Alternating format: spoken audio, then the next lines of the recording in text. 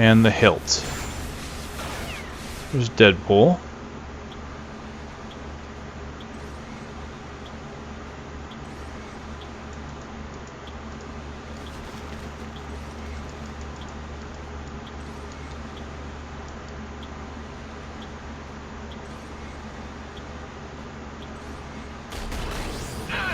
Oh, hello, gentlemen.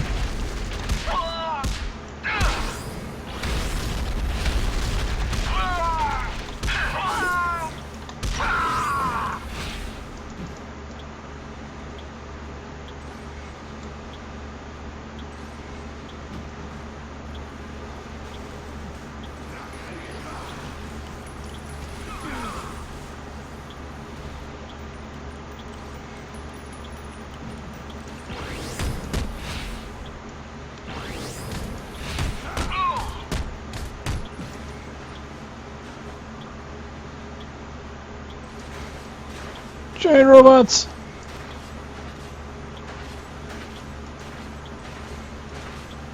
Ew, are they actually eating those brood things?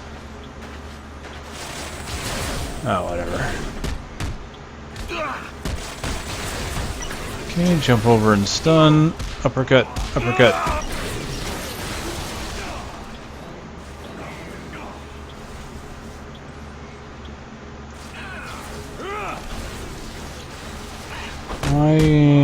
Okay, there we go.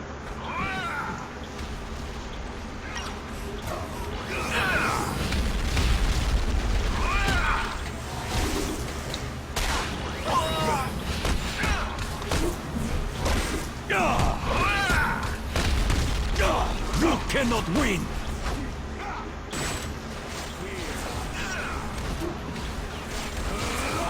Here, sword shard, sword shard. Where are you? We are legion.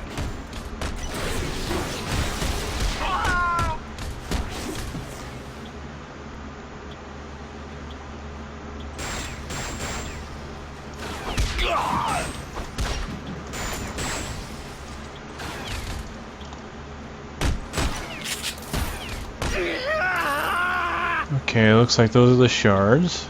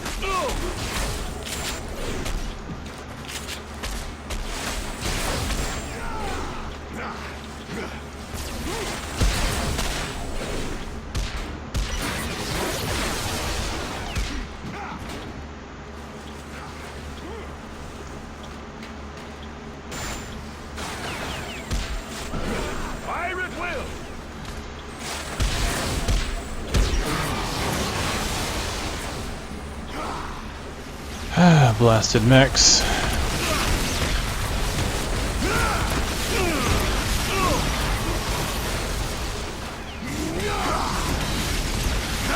You're no match for the hordes of Hydra. Princess bar? Okay.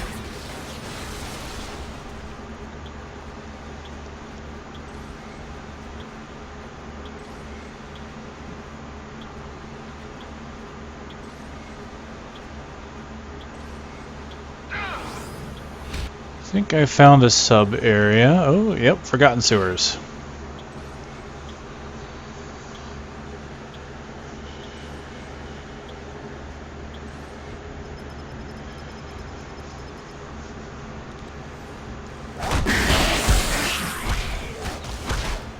Nothing like a few snakes, huh? Come on. Out of your misery.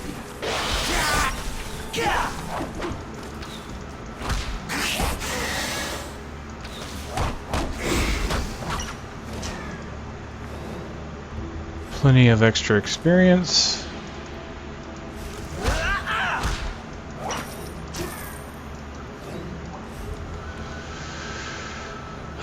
Just what I always love, traipsing through sewers.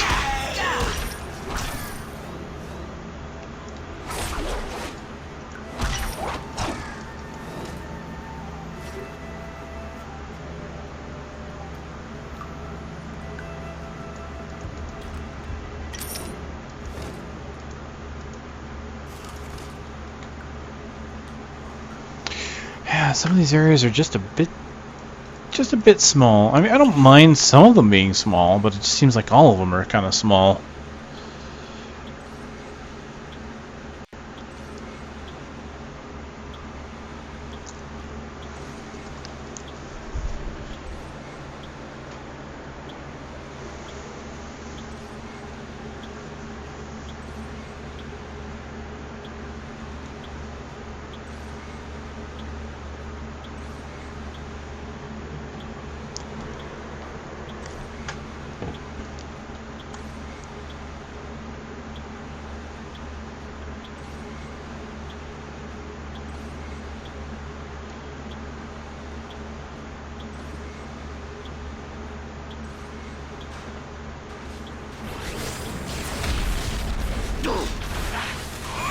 Intruder alert!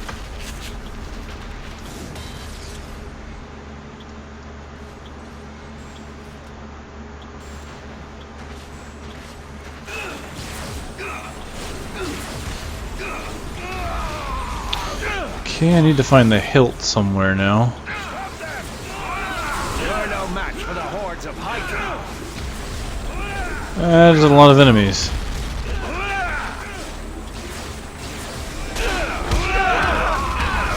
Start dealing with them.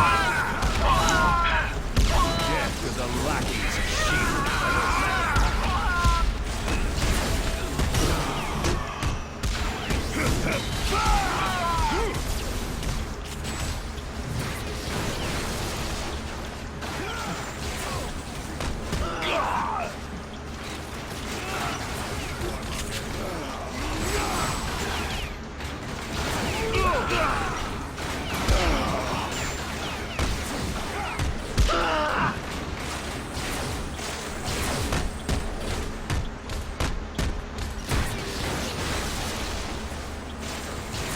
Death to the lackeys of S.H.I.E.L.D.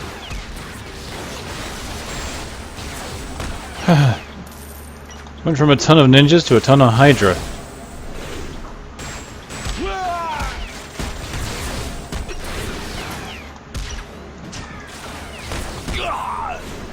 Stop them!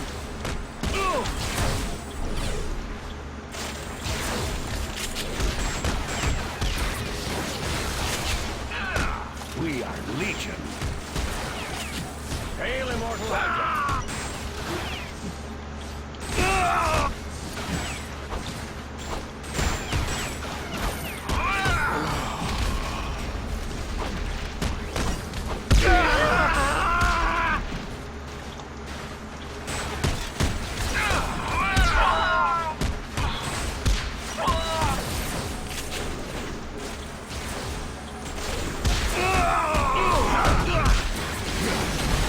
Yeesh. Tons of mechs. Okay, let's get out of here. This stuff just kills in Poughkeepsie.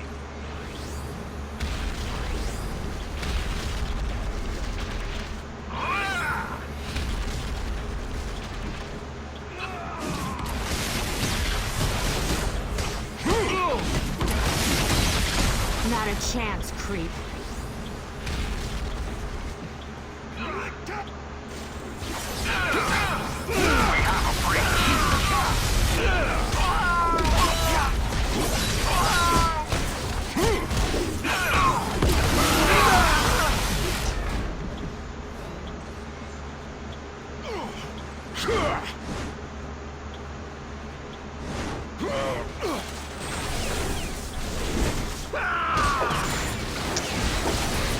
The next way to go. Let's see what else. What else is over here? Let's take a look around.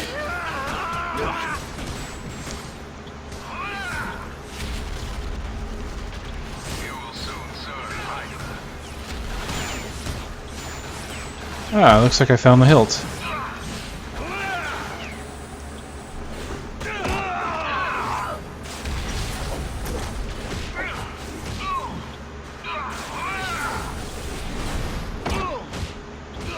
Deliver the Marasama blade pieces to Yukio. Okay. Hail Immortal Hydra.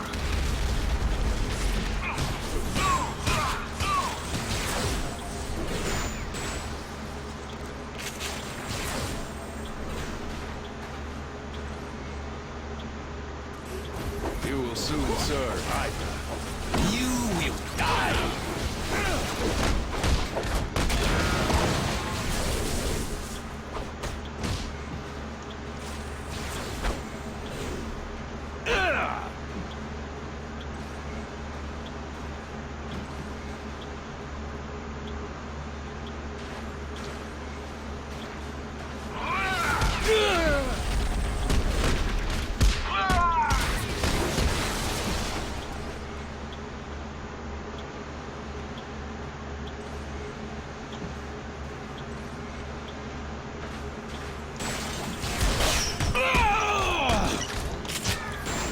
That's what loyalty to the hand buys you right there.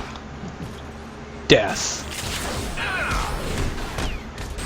Death by Symbiote Suit Spider-Man.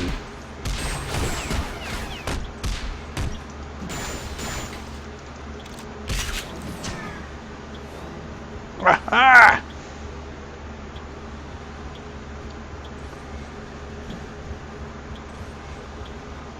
Stay a while and enjoy a punch to the jaw. You there!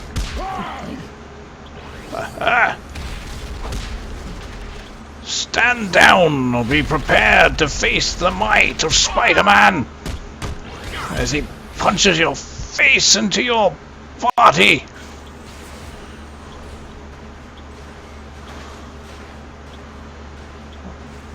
Beat your face in so hard you'll be talking out your ass! You heard me!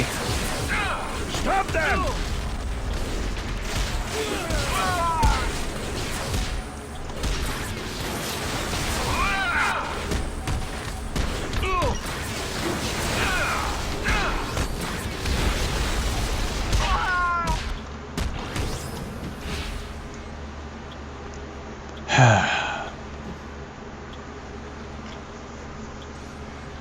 Okay, I think that's it here.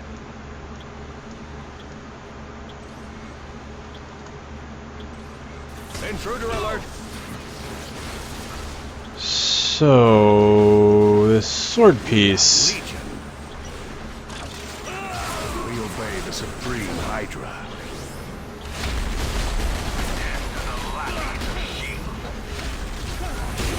What's this? Shield Agent Bird. Okay. Problem solved. You shall fall before a mortal. Oh, wait, are we fighting Madam Hydra? Oh, we are. Nice.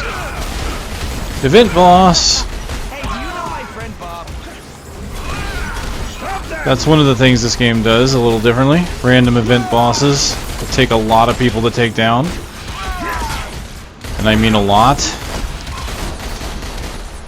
Where'd she go? There she is.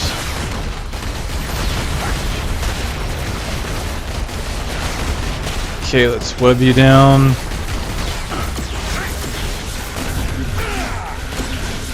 Oh dang, she's got a damage shield? Do we need to break it, or? I guess so. Come on, Madam Hydra.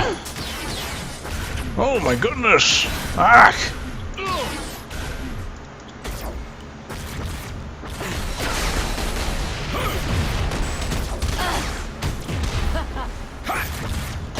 This lady has a ton of health. It may take a while to beat through her bubble.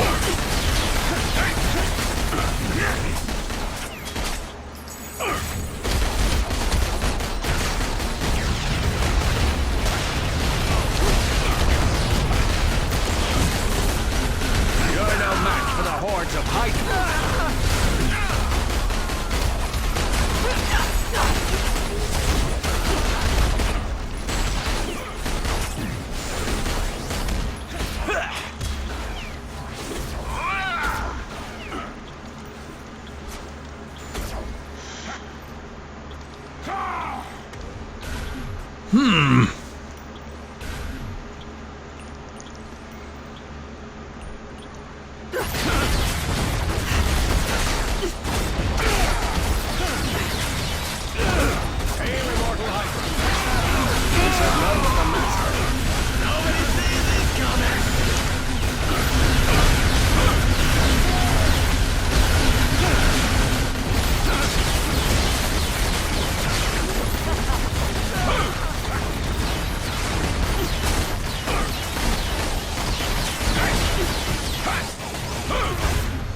Where'd she go? There she is.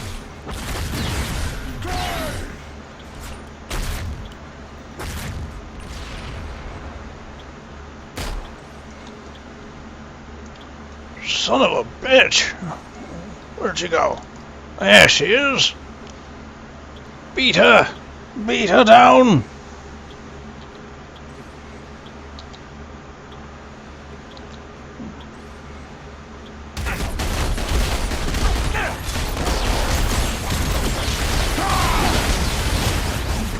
Beat her face in with my heroic staff!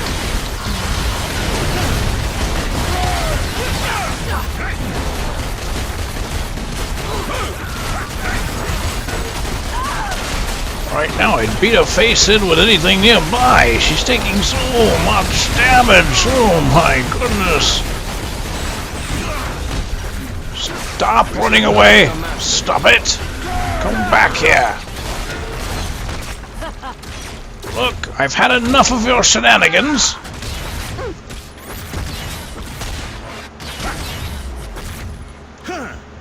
Back. Get rid of some of these mechs here.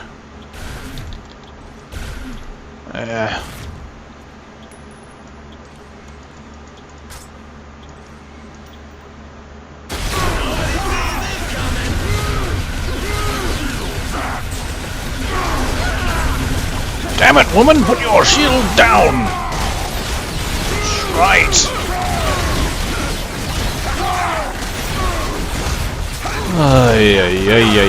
I need a small army to beat some of these bosses.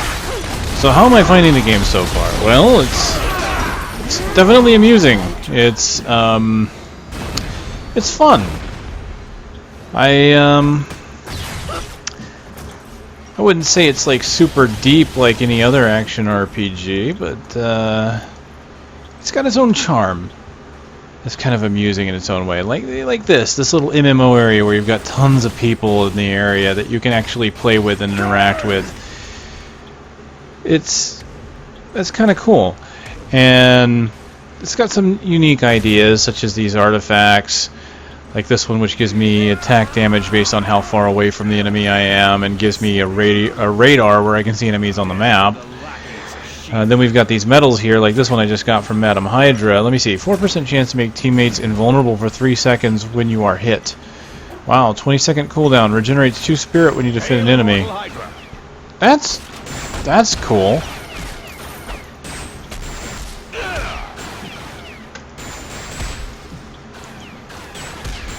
It's definitely, like I said, it's kind of fun. It's buggy still, though. I mean, like, the sound cuts in and out, like you've probably heard. Yeah, sweet. Epic web shooters.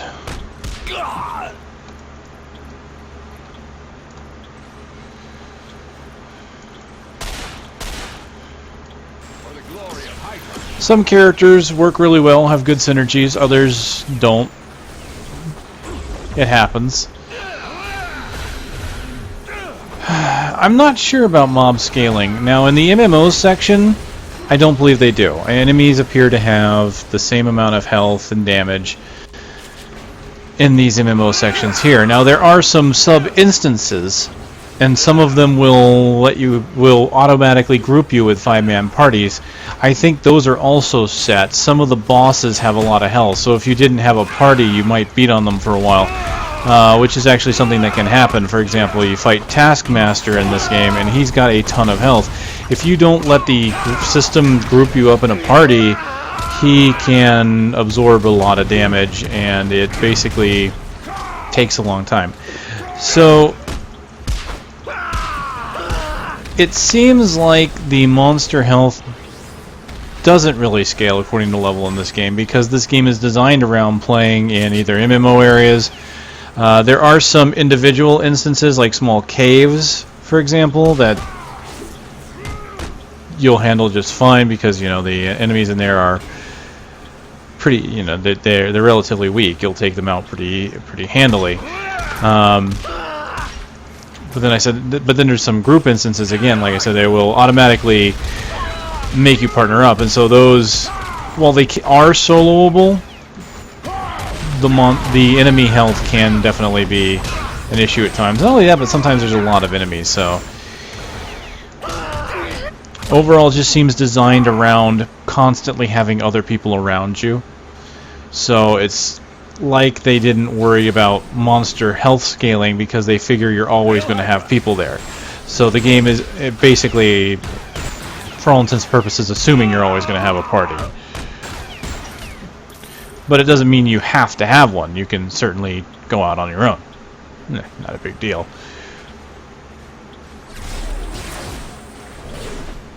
Fire at will.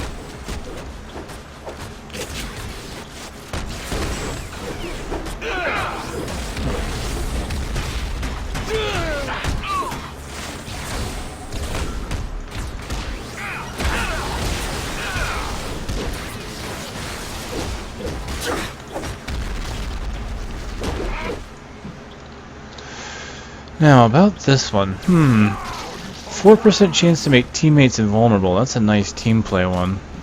I don't think I'll end up using this one, though. Ooh, what did I find? Oh, that's the blade shards.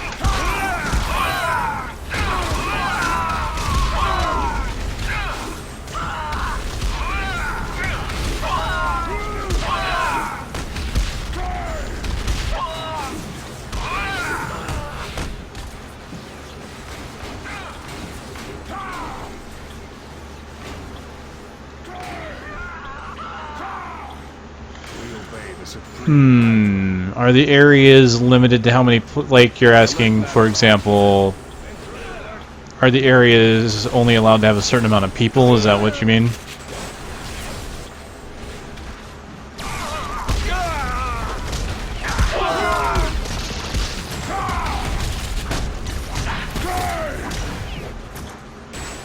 will soon serve Hydra. Stop them!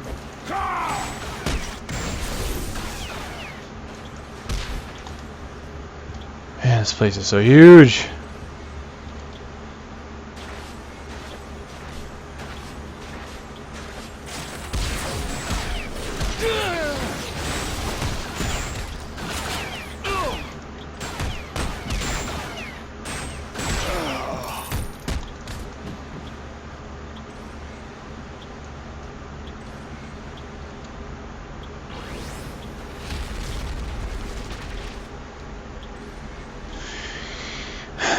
That's a good question on whether or not there are instanced versions, different versions. Like I'm in Lowtown right now. Is there a Lowtown 1, Lowtown 2, whatever? Truth is, I don't really know. The game is kind of keeps that transparent to you, honestly. There's no way to tell.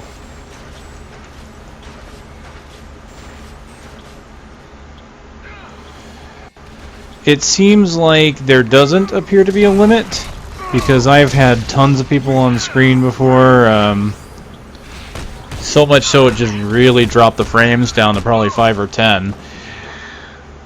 But that's usually around areas where you got a large boss fight.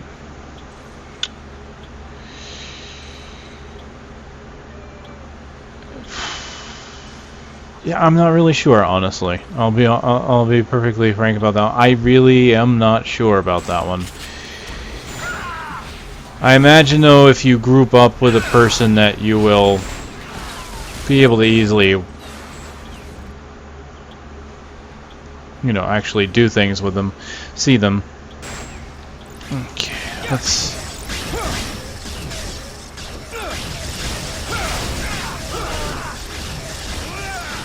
Not where I wanted to go. I think this Marasima blade goes back to the shield outpost. I think. It is one thing that they do lack at times, is arrows pointing you to very specific locations. Like there, I got into that fight with Madame Hydra, you know, it's great, I happened to be there, but if she appeared again, and I wasn't in the area, and I didn't have the map filled out, I wouldn't know how to find her, because it wouldn't really show me.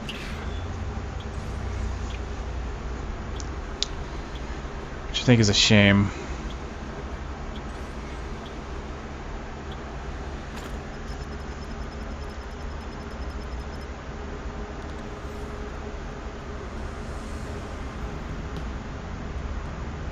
Those claws don't scare me. Apparently not here. Okay, let's look at the items we found then. No, not me, not me. Okay, here we go. Quick strike web shooters of web swing assault. 11 damage, less damage. Some attack speed though. 2 to web swing assault, 2 to amazing uppercut. Ooh. Plus 1 to spider sense. Gain 1 spirit when you hit with a basic power. That's not too bad. Gives me more. I'll make sure I can get more spirit. I get spider sense, so I'll have more dodge. 2 to amazing uppercut, so there's more damage right there. Certainly I lose 3 damage, but I gain attack speed. I'd say that's not too bad. I might actually go ahead and do that one. Let's go ahead and equip that.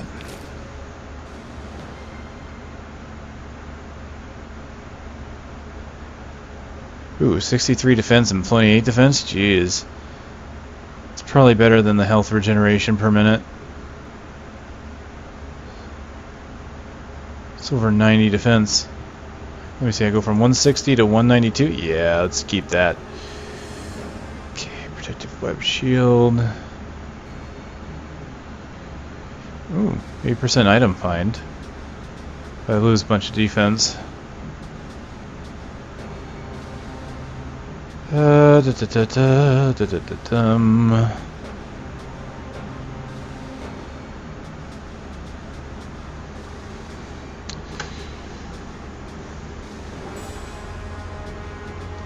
can get a lot done when you're not worrying about fighting supervillains.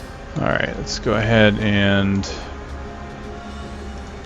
just go ahead and get some crafting experience with these. Yeah, it's going up so slowly this time around. Ah, I didn't mean to use that. Darn it. Oh well. Craft primitive.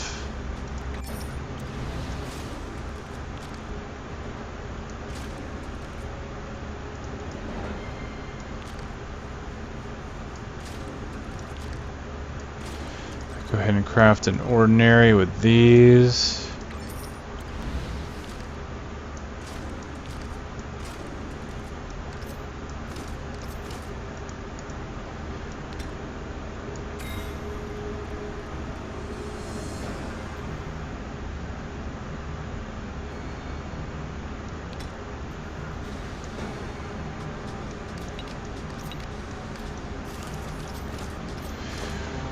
Cool.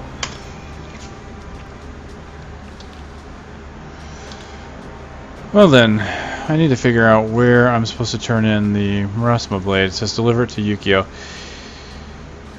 Let's go back to Lowtown, because that's where I got the quest.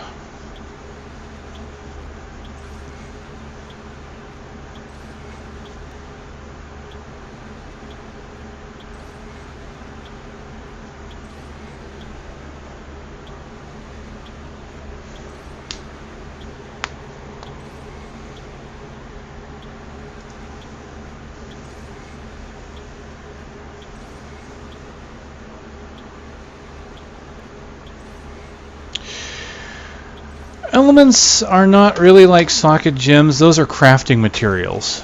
Let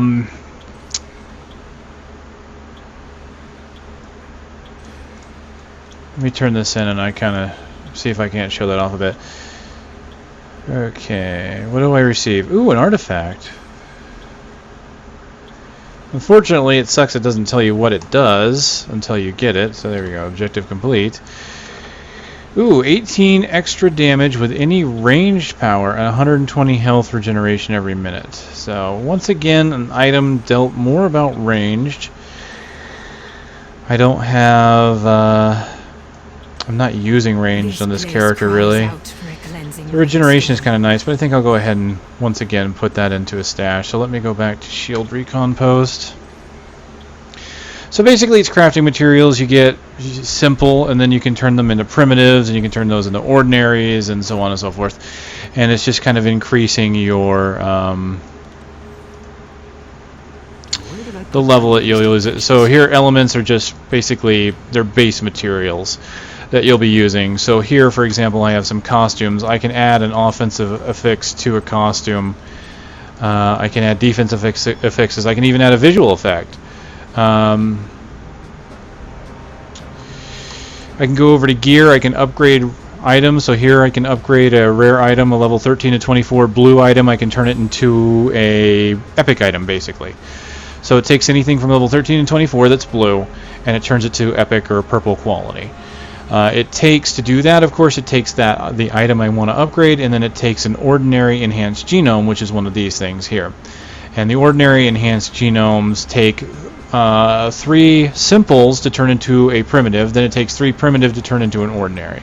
So as you can see, it takes quite a bit as you go up, but the higher level stuff is going to start dropping as you go into higher and higher level areas.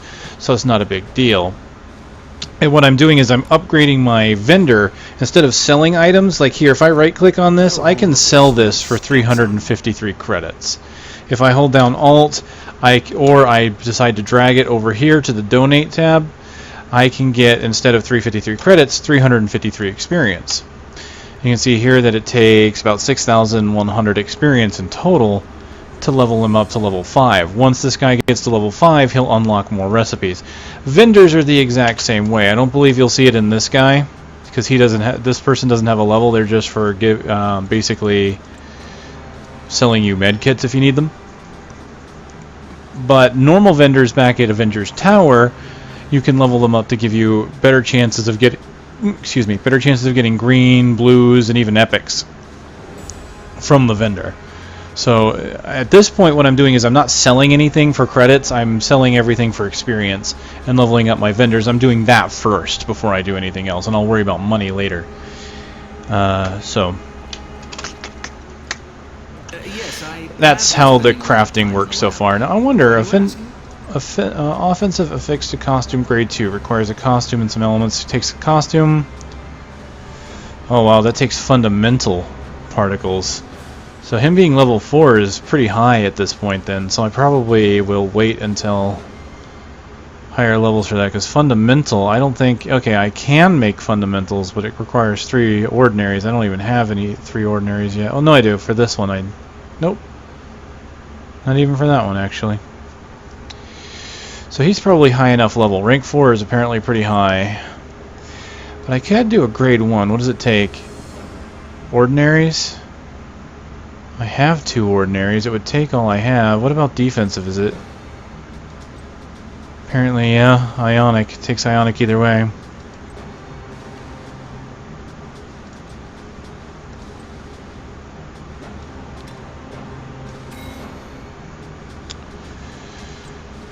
course, I can also craft potions here. So I have like a potion that gives me 5% movement speed, potion that gives me health and then health regeneration, potion that gives me increased damage. You can just craft these from the materials.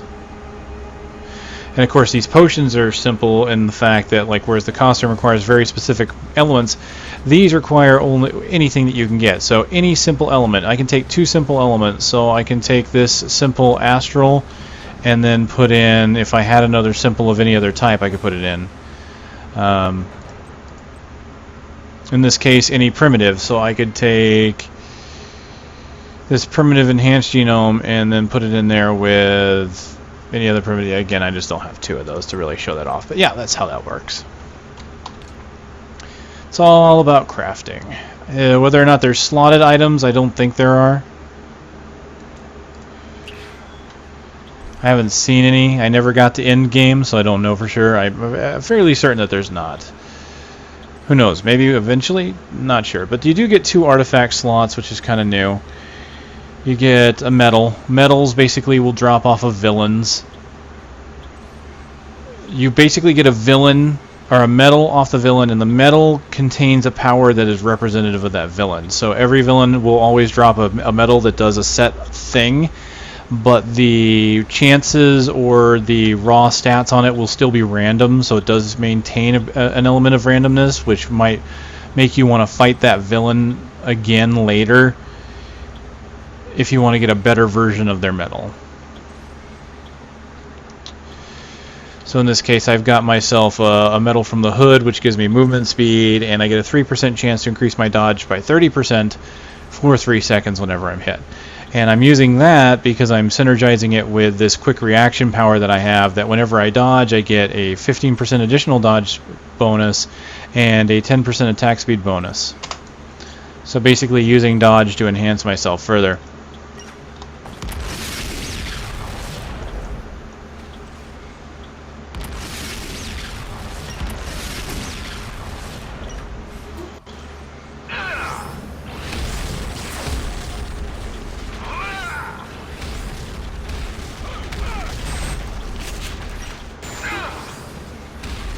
Soon serve Hydra.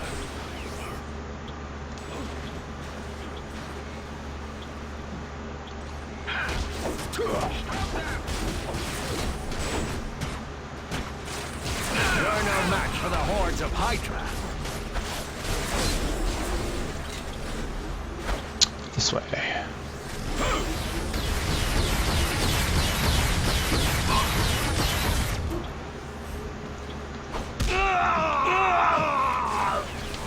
Swing!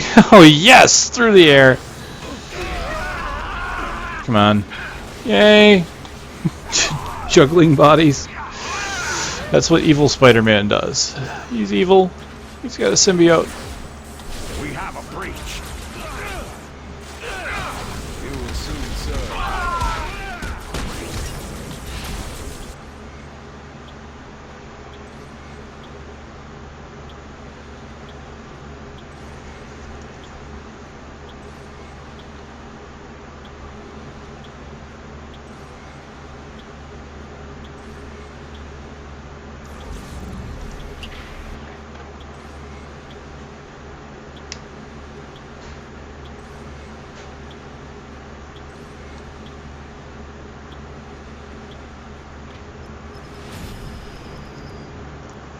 Alright, there we go. Hand Tower, our final area for this chapter.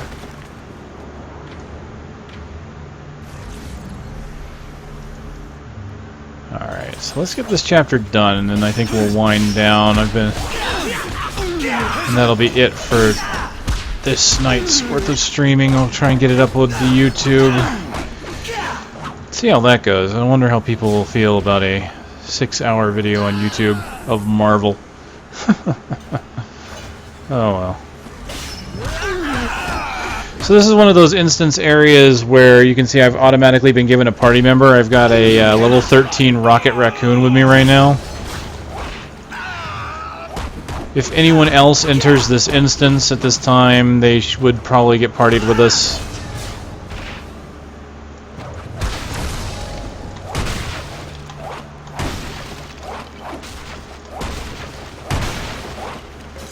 Just like randomly hitting things, blowing them up. Greetings, Unity. Welcome to the stream. Your death will be swift.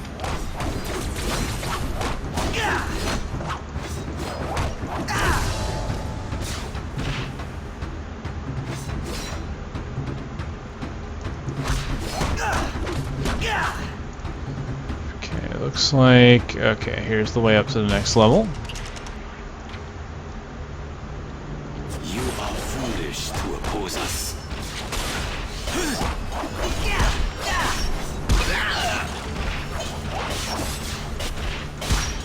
Ah, these ninjas. So much stunning that they do.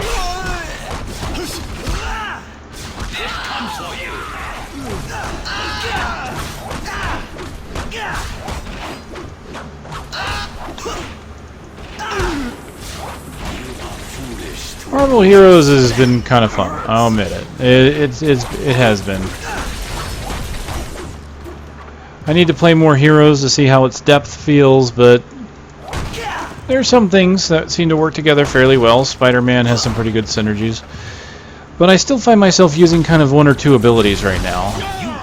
So, I'm not sure. I mean, it's still early into the game's cycle here, and they're going to be doing so much more with this game. They're going to be updating this game probably regularly. So, which is like, I've said this before, it's just kind of odd. It's that they don't call this an open beta. At least, from what I understand, it's not considered an open beta. If you look at their site, it says released. You know, it's released. Or going to be released June 4th, officially. Nothing about beta. But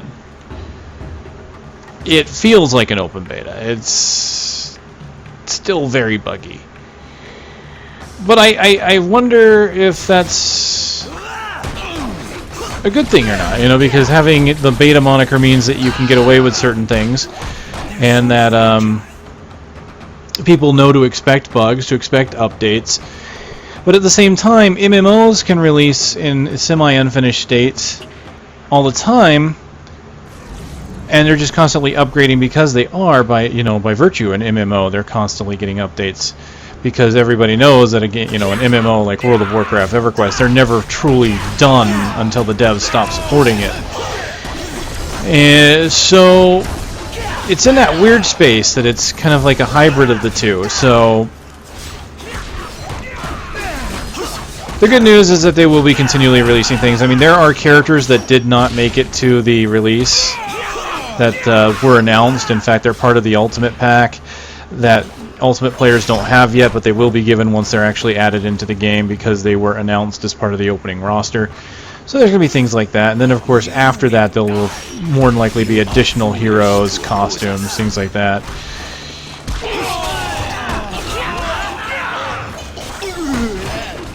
I still think there might be a few balancing issues when it comes to skills and synergies. Like I said, there's some synergies that seem to work well with Spider-Man, but then there's some abilities that just don't quite seem to work all that well. But then again, it could also be based on personal preference. I just find myself using the uppercut a lot. My basic attack and uppercut, but that's the two abilities I've been putting the most points into, so therefore they're the ones that hit the hardest. A lot of my other abilities don't really need more than 1 point, like the slow.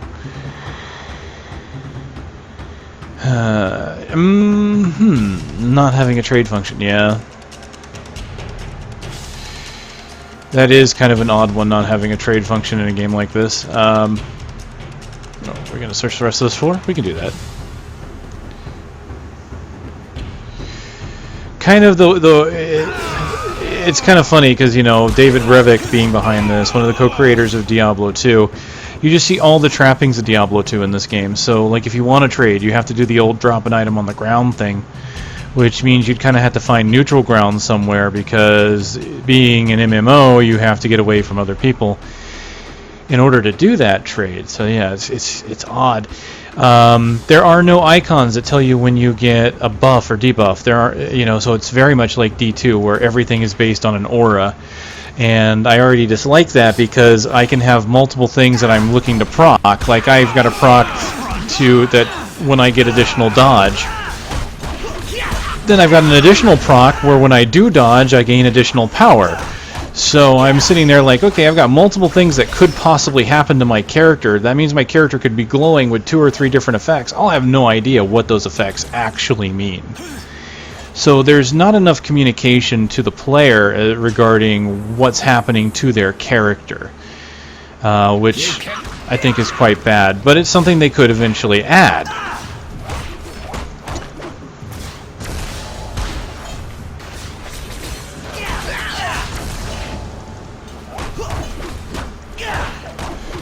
The good news is that abilities do seem to scale with weapon damage.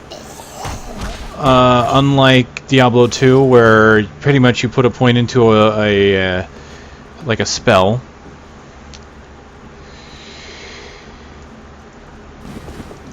What the heck? like a ninja hidden in the...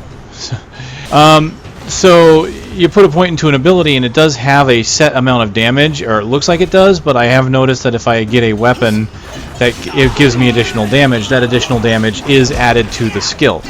Every point that you put into a skill will increase the damage the skill does. So basically you do get more skill points to increase the power of the skill, and yet you can also get weapons to increase the power of the skill, which is quite nice because there are some powers like my uppercut that I'm using a lot more than my basic attack. I just one-shotted that poor guy.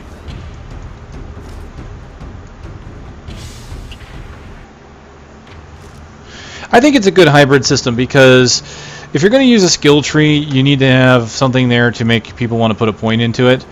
And at the same time, you don't want weapons to feel useless. You don't want it to really just be an item stick. Because then all I'm going to be doing, like what I did in D2, would be finding a weapon that gives me plus to whatever skill I'm using.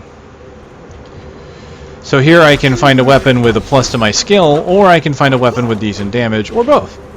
So I think it's a good system to have, really. I really liked Diablo 3's system, honestly. I know a lot of people didn't care for it, but I think it worked fairly well. The problem is when it came to D3 is they oversimplify things. I mean, the simplification itself wasn't a bad idea. Bringing the skills down to things that were reasonable, like including weapon damage in your skills and whatnot, you know, yeah, that's a good idea. The problem is they simplified it so far that it became to a point where it doesn't matter.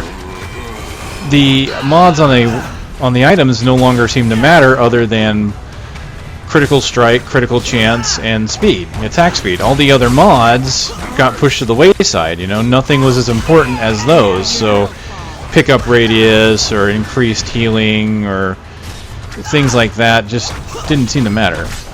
So, do I think they had some good ideas in D3? Do I think, say, for example, Jay Wilson had some good ideas in D3? Yeah, I do. I actually do. I just think it went too far. You know, they didn't reach a middle ground. They went from one extreme to the other.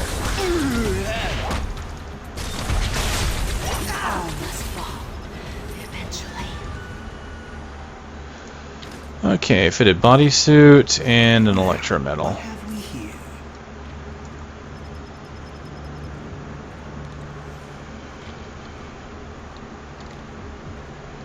Alright, what does she give me? 2.1% dodge chance, and you deal 45 physical damage to an attacker when you dodge. So, 3% chance to increase my dodge by 30%, or a flat 2.1 increase. I lose the 4% movement speed.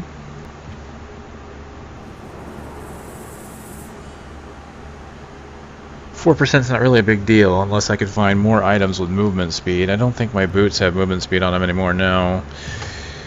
I think I'll use this, and I'll hold on to the hood's metal anyway, just in case.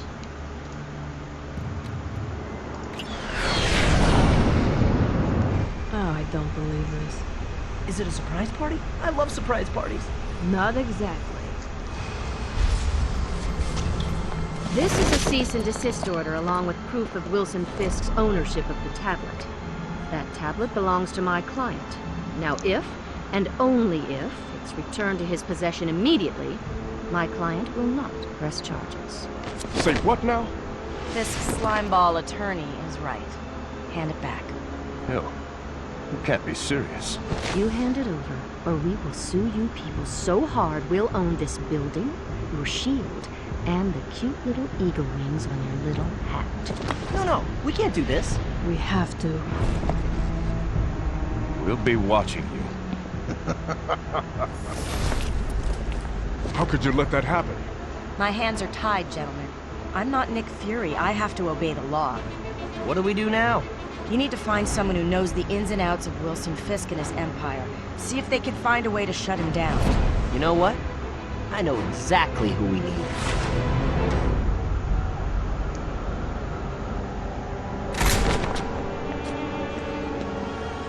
The Kingpin, right? You're good, Yurik. Okay, here's what you have to do.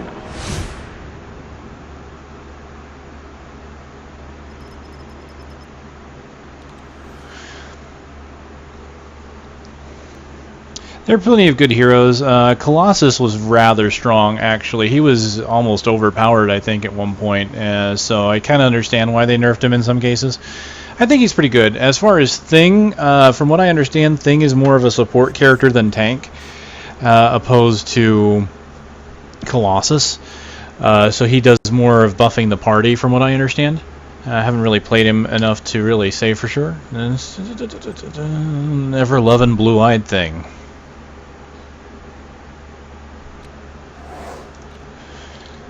So he's got, let me see, causing enemies to attack you, so he does have tank abilities. Guardian Aura, you ignore some damage, aggressive aura, so yeah, he's got an aura ability. Of course, Colossus has auras too, so that's kind of nice. Wow, he's got a ton of abilities. I think he's got more than Spidey. Well, he doesn't have hardly anything in teammates, so instead of having them over here, they're being pushed over here, so. Thing about Colossus, though, is he's got that second skin, so that is a nice ability if you're looking to absorb damage.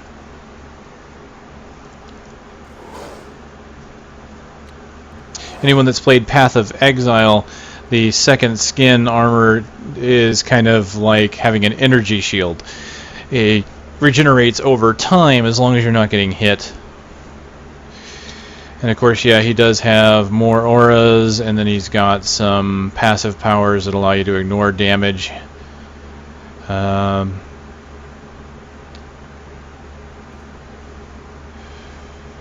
Shake off negative conditions. You can even regenerate your armor through a hotkey, so yeah, he's got quite a bit of tankiness there.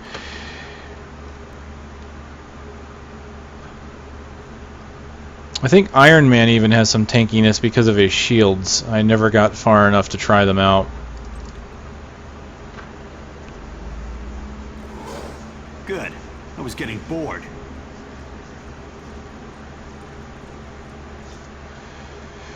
Because I know Iron Man has a defensive shield, a personal defensive shield, and I know that Rocket Raccoon has a personal defensive shield.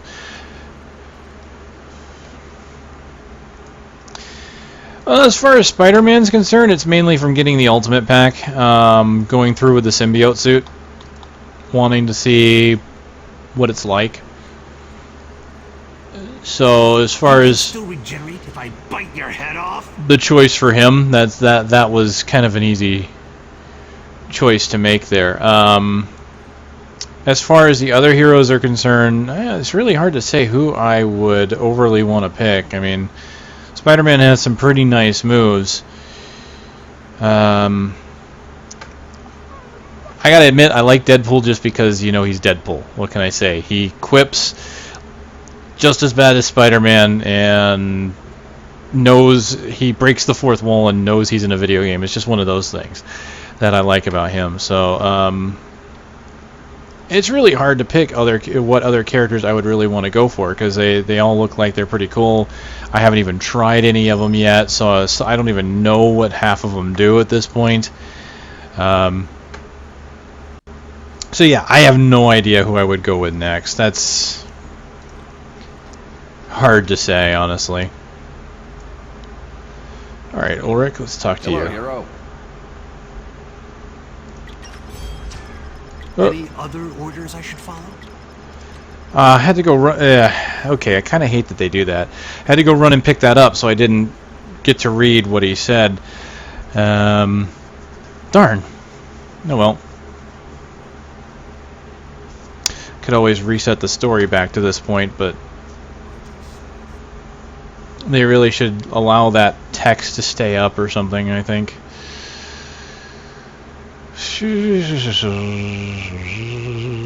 Are we ready for a new look then? Let's get Jarvis up to rank 3, I think. Ooh, wow. 48 defense, 67 health, Grand Sticky Strike at 3. That's... I've already got it higher than 3, but it's also got plus 20 defense, so it's got 60 defense on it. Holy crap! I lose my dodge chance. Well. I go from 192 defense to 212. That's acceptable. Let's go ahead and trade this in for experience.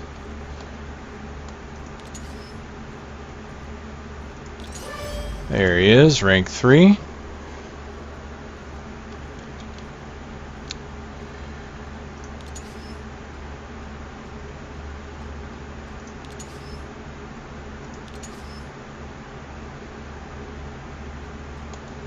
%5 chance to deal 5% of target's current health when you hit with a basic power. That's an interesting effect. Obviously, it does better at high health, but that would really help you take down high target, high hit point enemies like group bosses. It's only a 5% chance.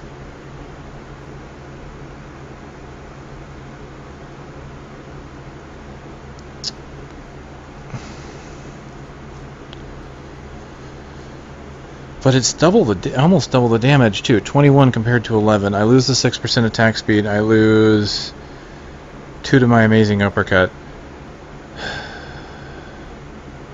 But damn, it's not too bad. What's the damage increase? So if I look at my strike, that does up to 98, and this does up to 426. So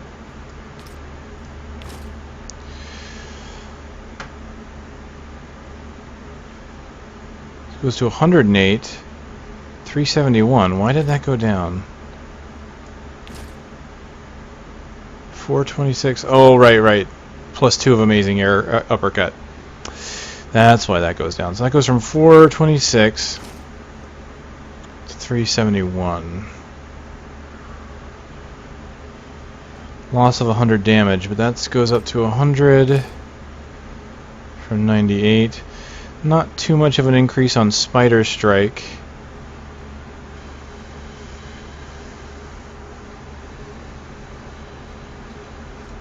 That's true. I can upgrade it. I can at least make it a blue.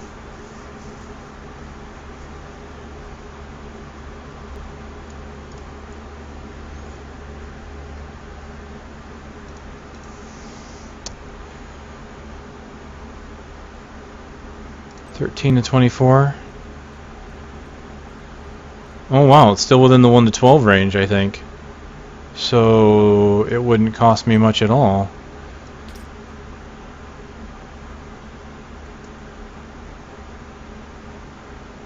Oh yeah, I can't turn it to blue. That's right. It requires blue to go to purple. No gawking. It would be cool if there was a way to turn a green into a blue, though. Doesn't look like there is. And yes, crafting materials not stacking does suck. You kind of have to go through and constantly upgrade all the crafting materials, and then they don't stack even after that, which, yeah, I don't like that. It's almost like forcing you to buy a crafting tab. Yeah, as far as let us see, upgrade rare requires a level 12 blue, requires blue, this requires epic, so yep.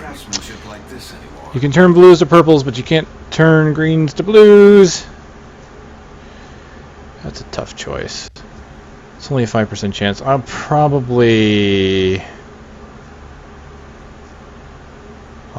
not do it. I'll probably keep what I've got. So you're rank 4. How high can I get you with this stuff? Not very high at all.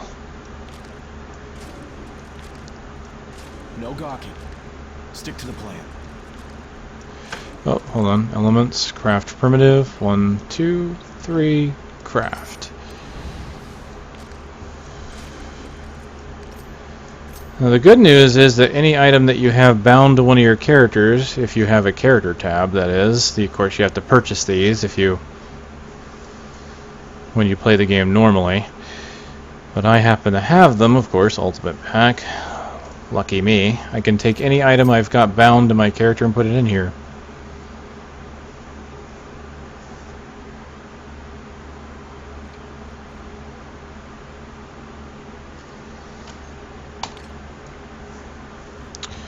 So close to level 14.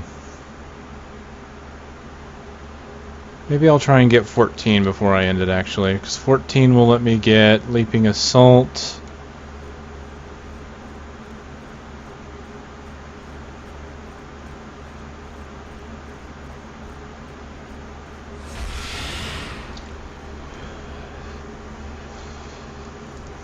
Now boarding all rows.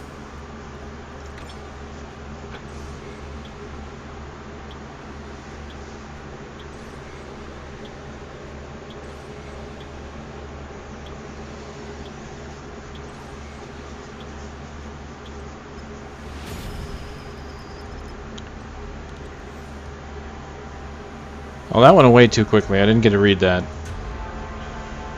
You done already? Hey, Stark. Some of us can't just buy our powers. Mutant growth hormone.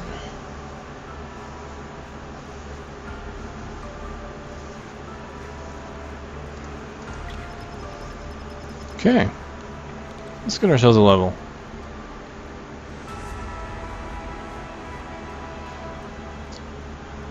Who would I want them to put in next? Well, I've already got two choices that I would like to see. One, of course, is, you know, they've already got Gambit in the game as a model, but they don't have him playable, so that would be kind of cool. Would like to see that. Probably one that I would want to see more, though, might be, say, Nightcrawler, because I want to see what they could do with the teleporting thing. Like, for example, you know, you could make him teleport around and hit every enemy in an area or something as his ultimate or something. That would be pretty cool. I always like the idea of having teleport quick combat. So I would love to see what they would do with him.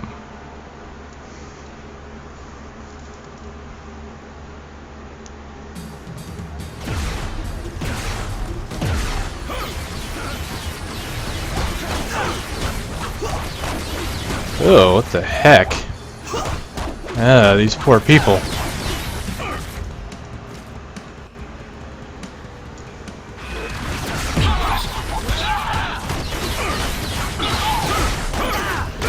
Oh, what is with this thing's health? I'm hardly hurting it. But it's not attacking either, so...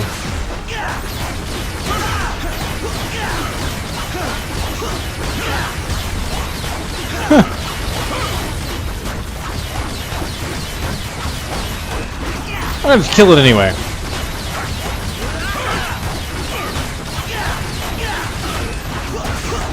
Just to see if it drops anything.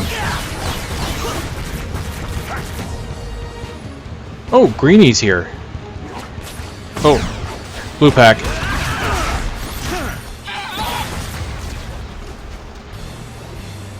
Quickly.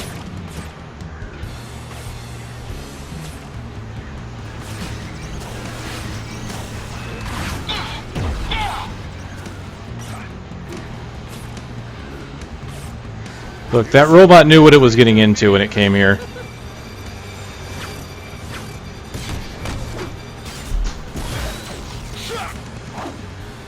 So, Green Goblin. I beat you once. You didn't have near as much health as you do now. Ow.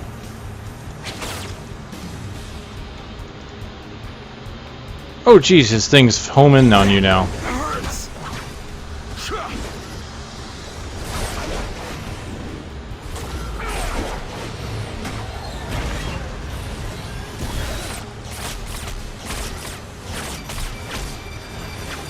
There's not enough people here.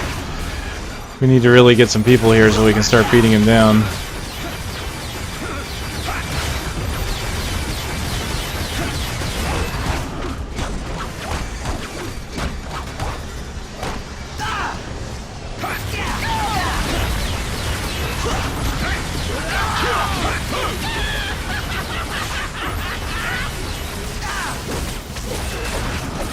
There's only 3 of us here. It's gonna take forever.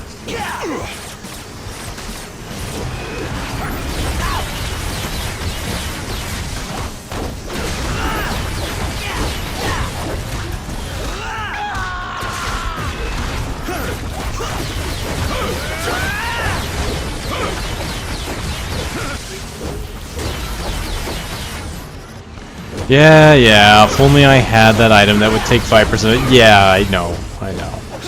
I decided against it. And now... yeah. It was only a 5% chance though, so you know.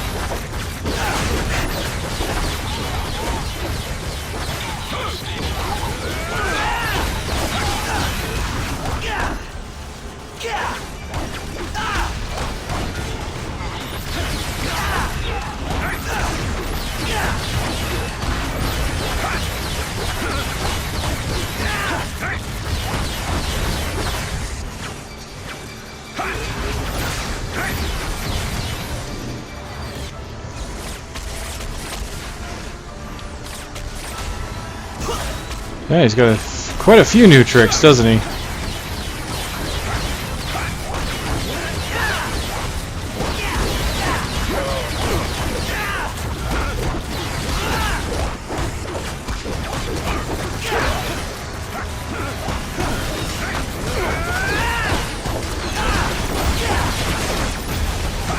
Ye gods.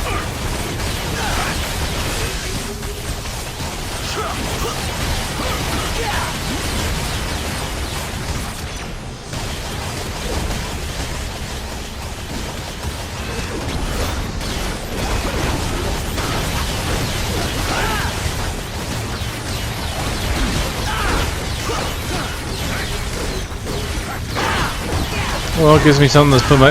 Like I said before, it gives me a reason to use my health potions. Or health kits, not potions. Either way. So I don't use them normally.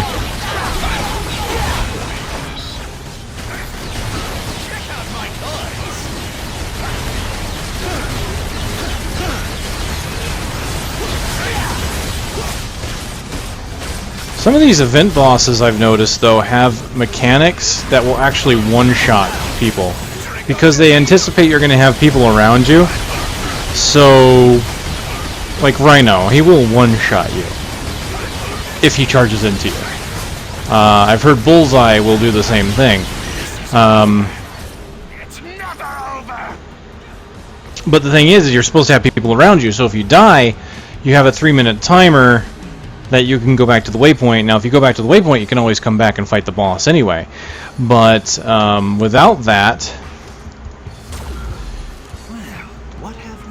you can get revived by another player, and it still counts as a death, and you do have your deaths that are tracked, but at least it's better than going back.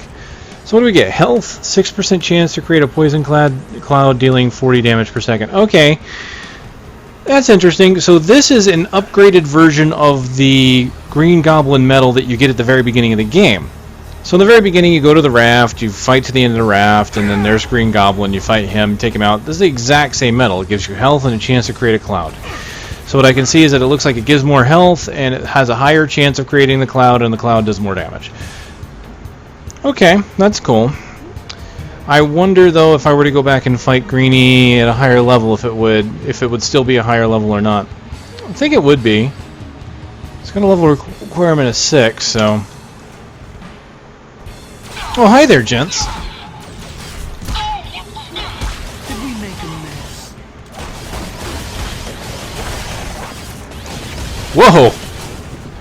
I just sent that robot skywards.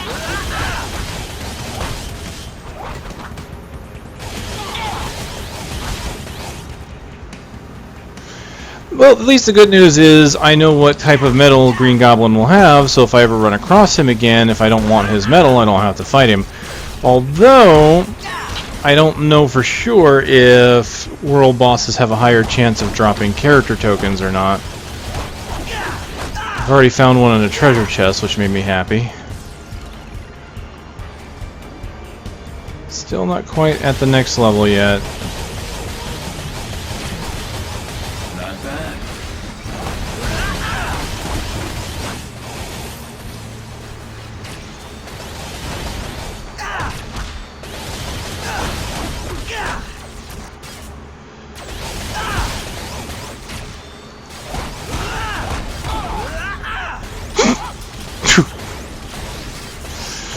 Swing! Swing!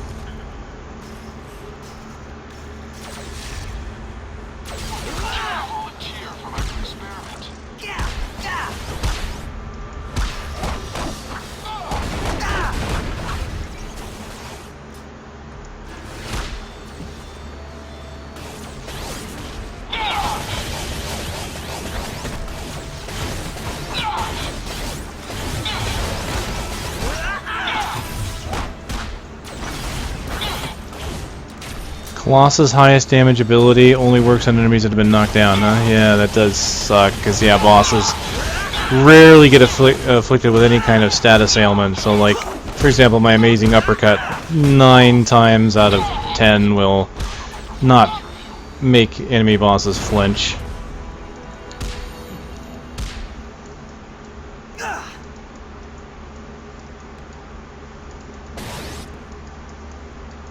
Ah, geez, the sound bugs.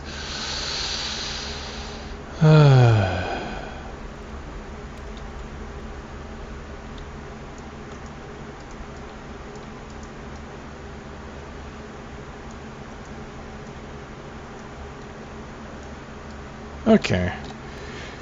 New power. Oh, you think this is bad? I wasn't sure I was going to be able to stream today because my my game wouldn't start. I double-clicked on the icon and the launcher didn't load at all. It would give an hourglass for a second as if it was going to, and then nothing happened at all. And I was like, what the hell? I thought I was going to have to reinstall it. Couldn't find anything on the forums or anyone else having the issue that I was having. It was pretty bad. And ultimately I looked at the shortcut and they're using kind of this bit client or whatever it is. It doesn't load any kind of Marvel Heroes EXE or whatever. It loads something like BRC or something like that. Or VCR or something like that. I don't know. You'd have to look at the shortcut for sure because I don't remember off the top of my head.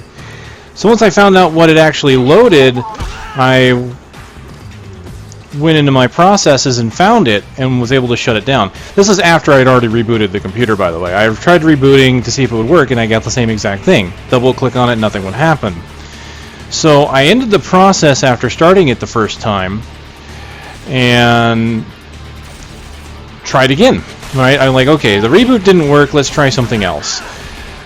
Double click, does the thing, okay, tries to load, doesn't do anything. I'm like, okay, let's see what the process is. Found out the process was running, which is good because, you know, it's a bit client, which means it was probably running in the background like a some other kind of BitTorrent client. So after shutting it down and double clicking it again, finally the launcher actually comes up. But here's the kicker, right? So I solved that issue, and then when the client comes up, or when the launcher comes up, it couldn't connect. So I'm like, oh, now what? Do I? You know, I'm sitting there like, great. Now I'm really going to have to reinstall. So it failed to connect, gave me 2 different errors, and then it said try restarting the client. I'm like, okay, fine. I closed the client and I double click. It came up again, fine, good. So once I did it again, it failed to connect the first time, but then it tried to reconnect, and then the second connection actually succeeded.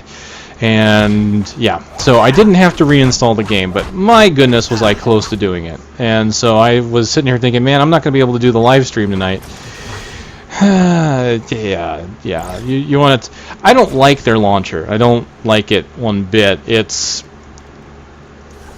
a pain. I think it takes up more resources than it needs to. While it's downloading and while it's patching, it feels like it takes far more resources than it really should than I've had with other launchers or whatnot. So, what can you do?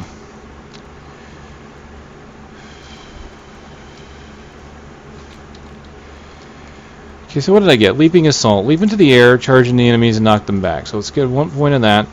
So it does physical. Wow, 252 to 373. Look, it's Mr. Red, White, and better than you. I tried, yeah, I didn't get the Steam client. I was using the base. I tried to install the client on Steam because you had to reinstall, like when they finally made the release version. They said you have to download the new version. You have to uninstall download. So I'm like, okay, I'll just go and get it through Steam. I log into Steam, and of course, Steam says, hey, you already own the game. But there was no download button. There were the packs. I could click on one of the packs and try to purchase them, but I had already purchased my pack, so I don't want to do that. But there was no download button. It says, hey, you own the game. I'm like, really, Steam? Just because the game is not quote-unquote released, it's available. I'm the beta. Let me download my damn game. So yeah, I went back and I just downloaded their client again. I don't know if you have to use the launcher. You could tell me if you have to use the launcher when you use the Steam client version. I think Steam auto updates it, which I would prefer. But who knows? I might go and do that. I'll consider it. So this is a lot of damage. 252 to 373. It at rank 1 does almost as much damage as my amazing uppercut at rank 9. That's ridiculous. Wow. 373 compared. Wow. Spirit cost is. Yeah, bit rater's not that fast, quite honestly. Well, Spirit cost is 33 compared to 17. So, Amazing Uppercut has attack speed of 1.4. So Amazing Uppercut is probably more damage per second, but Leaping Assault is a huge boost in individual damage. It gets points from Web Swing Assault, so unfortunately I haven't been using Web Swing Assault, so it's not going to get too much. Next point, looks like it goes to 404, so it will actually be at rank 2, very close to what I've already got. That's, wow. Holy crap, okay.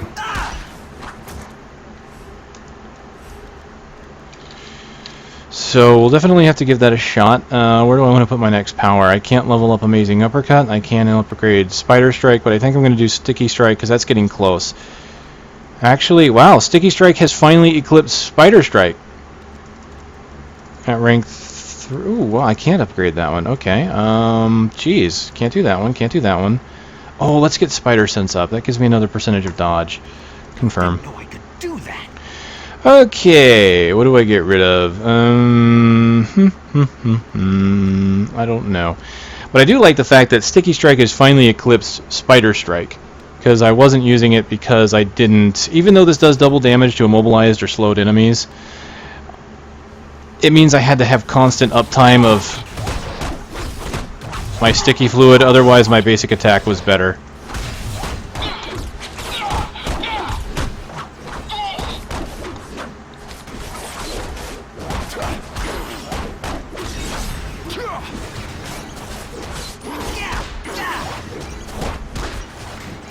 Alright, well, let's see. Web swinging.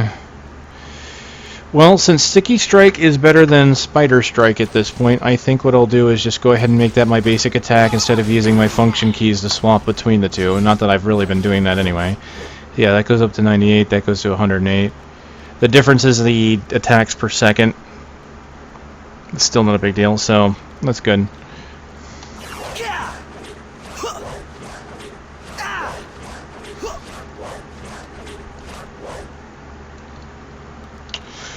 So I'll do that, and what I'm going to do is I'm going to take my Web Sling, and I'm going to put Amazing Uppercut at F1.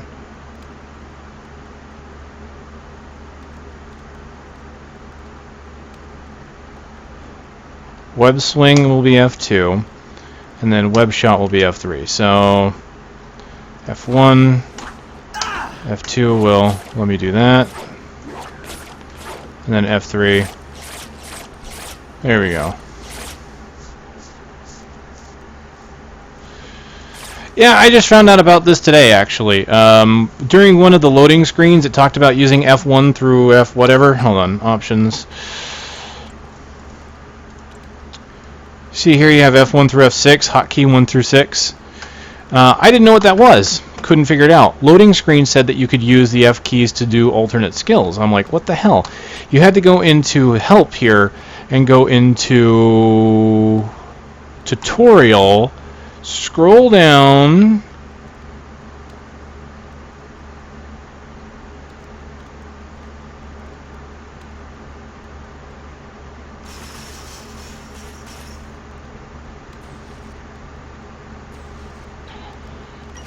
your action bar. Here you go. About 3/4 or 2/3 of the way down. It lets you know here that on advance here you can left click on the left or right mouse button slots in your action bar to bring up a selection of powers. So it's kind of like Diablo 2 in that regard. You click on the left or right mouse button and it would bring up a list of those abilities. You can put your mouse over one of those powers and hit the F1 through F6 key to change it. Now it only works for the left and right. It doesn't work for any one of these. So if I click on the left mouse button, you can see that there's only 3 abilities that will work on the left. I can click on the right and there, shows you what will work on there. And so what happens is if I hit F1, it actually switches the right mouse button skill. If I hit F2, 3, you'll see that it's not using the skill, it's swapping the skill in the right mouse button. So it's honestly, I do believe that is exactly what happened in D2. You would slot a hotkey and you would push that key to get the ability. So you can see a lot of Diablo 2 influence here. Tons of Diablo 2 influence. It's David Brevik. Yeah, he's definitely pulling his D2 experience into this. it's nice to see that he's also willing to put in newer systems and upgrade things. But there are sometimes I wonder if maybe they held on to that Diablo 2 philosophy just a little too tightly, and I wonder if it's because of all the backlash Diablo 3 got, because so many people were like, oh, I like Diablo 2 better, I like Diablo 2 better. It's like, you know what, I like Diablo 2. I enjoyed Diablo 2 immensely for its time, but there was so much that Diablo 3 actually did right that people didn't appreciate, I think, or there were some people that had rose-tinted glasses, because I played Diablo 2 prior to playing D3. Like the night before Diablo 3 released, I went back and had played D2 on a live stream with some buddies, and you know, we had fun with it. But there was definitely some systems there that after playing D2 and then jumping right into D3, I felt like I was so glad some of those systems were gone. You know, like the chance to miss, for example, in Diablo 2. You know, if you weren't getting your attack rating up, then it was like, ugh, you just couldn't do it. You couldn't play melee.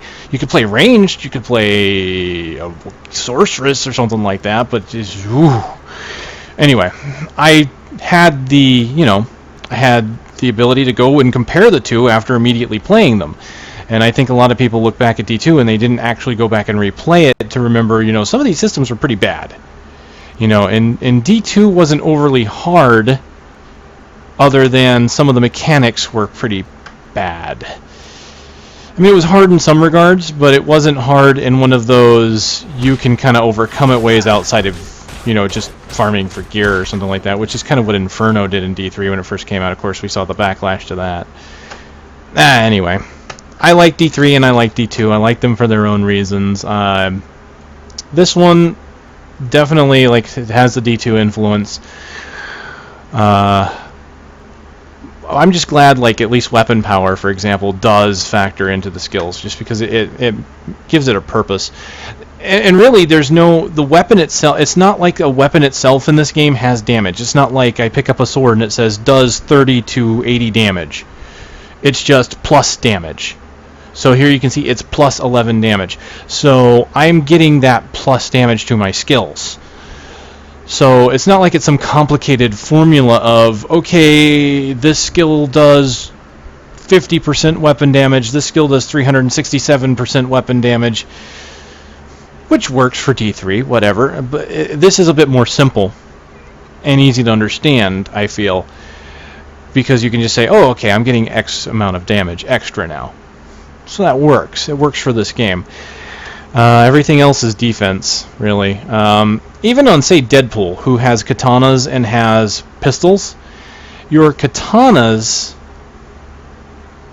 Is it the katanas or the pistol? I believe the katana still counts as a defensive item. I think instead of gloves, his katanas are his gloves. So the katana will give you defense, where his pistols are the ones that have the power on it. So you don't have to worry about if I'm using a katana skill versus a pistol skill, because it's just plus power off of that item anyway. So it's all great. So now that I've got my uppercut in my right, as well as my web swing, and of course this if I need it, web shoot, let's take amazing uppercut off the bar and possibly even web swing. What I'm going to do is put leaping assault here on D. Now what I would really love is if I could slot any one of these abilities to my mouse 4 and 5 buttons, because I have a mouse with multiple buttons. You can't do it. If I go here into key bindings and I click power button and I click that button, you see I cannot bind that key. Do the other one, cannot bind that key. It's not like these keys do anything. There's mouse 4, there's mouse 5, not doing anything. Middle mouse isn't even doing anything. Hold on, can I bind that? Options, options, options, gameplay, key bindings, and nope, can't bind it. Ah, that's frustrating.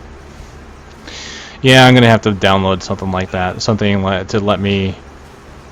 Yeah, I've done something like that with Joy 2 key for joysticks. Let my joysticks act as keyboard presses. I'm gonna have to probably do something like that for the mouse and make that happen, because it would be so much easier. Because being able to have a mouse 4 and 5, because honestly, hitting A, S, D, F, G, H is really not the easiest way to navigate through powers.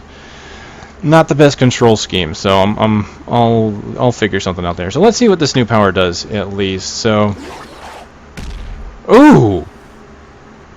Ooh!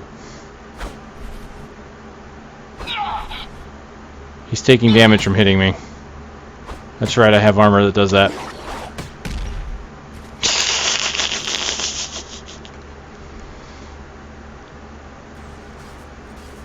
I like it. I can see why it doesn't have an attack speed. You just jump in. So this is, yeah, exactly. Use this for a, you know, find a group and just jump right into it. Come here. See, what I've been doing is web sling assault to get into groups at times, but you know what? Screw that. Hold on. Do you have a decent size? No, there's only 3 of them. Come here. I need something worth my time. Come on. Ooh, oh, there's a sub-instance over here. Maybe that'll work. Hey, it's a diner. Go into the meat locker.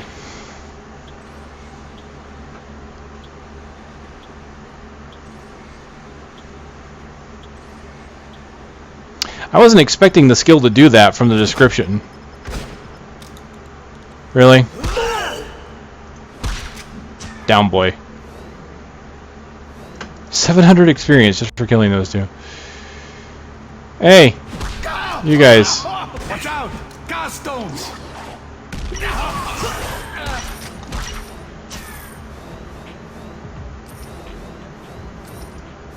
Oh, that's satisfying. Oh, that's satisfying. Oh. Whee!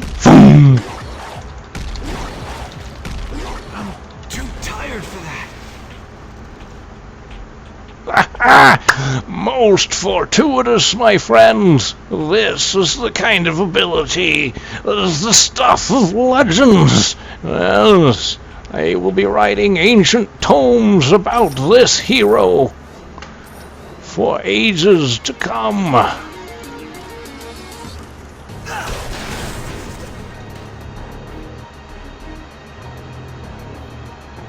Fantastic.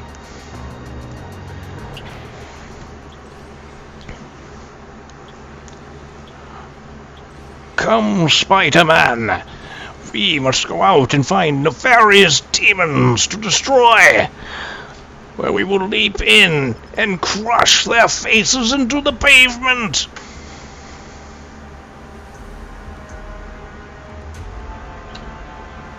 Hello. Goodbye. Goodbye. Aha!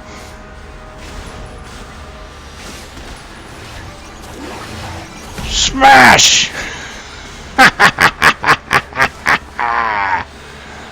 Yes! Crush! Maim! Destroy! Exterminate! Exterminate! volunteer for my new experiment.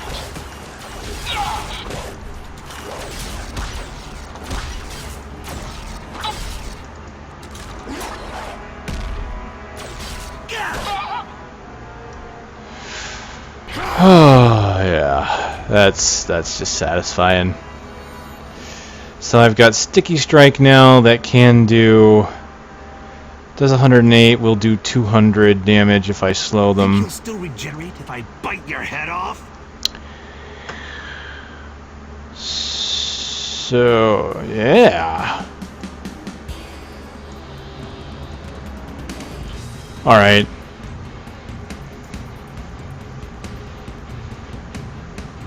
Is there anywhere else I can go other than the AIM lab?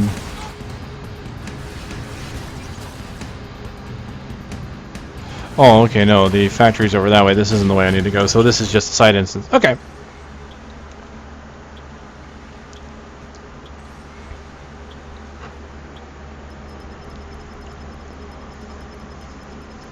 Do you enjoy pain and torture? Do you love crushing the skulls of your enemy into the pavement? Then you need to use Leaping Assault. Watch as it crushes these laboratory men with beat sticks, making them fly to the far reaches of the instance. Yes, no one is safe at long range, for now you can leap in and just decimate your foes. They'll never see it coming. Crush the robots without nary a thought. course, remember that you need plenty of spirits, so please buy your spirit reserves from your local supervillain store. Not enough that you crush their skulls into the pavement? Try uppercutting them into the stratosphere. That's right. Now, with amazing super uppercut powers, you too can make your opponents wish that they were dead. Mwahaha! Wow, there are a lot of... Oh my goodness, there are a lot of these things.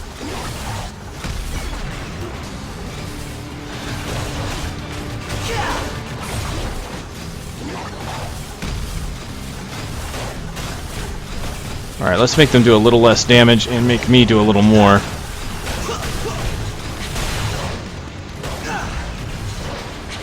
I'm loving this. This is a great synergy right here, actually. This is one of the things that they needed to add that work out so well, that wasn't originally there in some of the closed betas. Was there just didn't seem like there was really any point to some of these powers working together. But with not leaping assault, but with using my web spray to slow the enemy and then using sticky strike to double the damage. Not only that, but web spray also reduces the damage that they do. So I basically put the spray down, I'm taking less damage, I'm doing more damage. It's a beautiful thing. Glad to see them have that in there. Let's get my chest.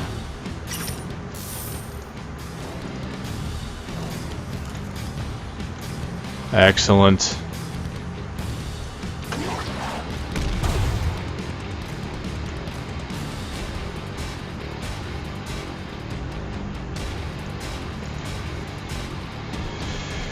Alright, anything good? 57 defense, 2 to web shot, physical defense, and then 33. Wow. Wow, okay. I might use that. Let's see. It's about 90 defense, whereas my current boots are 92 defense. So it's less, only 2 less defense, and I gain physical defense, which is great. I don't care about the web shot. I'll go ahead and use that.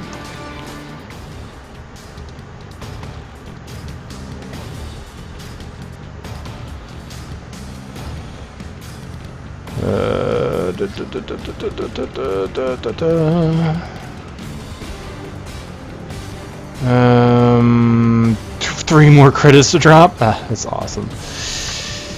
No. Okay. Something about costumes that are drop only, that are either dropped or found through fortune cards. I hadn't exactly heard about that. Now, what my understanding is that all costumes in the game can either be bought or will drop. So anything that you find in the store, if you want to get it, can drop in the game, is my understanding. As far as are there ones that only drop and can't be bought, I'm not sure about that. Haven't heard of that one. Because the summary I read, I didn't see their announcements regarding costumes, but the summary I read of that was that everything will be obtainable just through drops, if you want to go that route. There are 4 costumes which you cannot get in the game unless you bought the Ultimate Pack.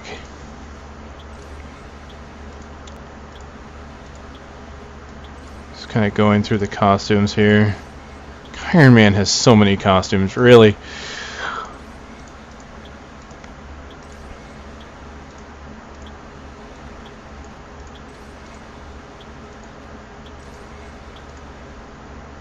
Who's this supposed to impress?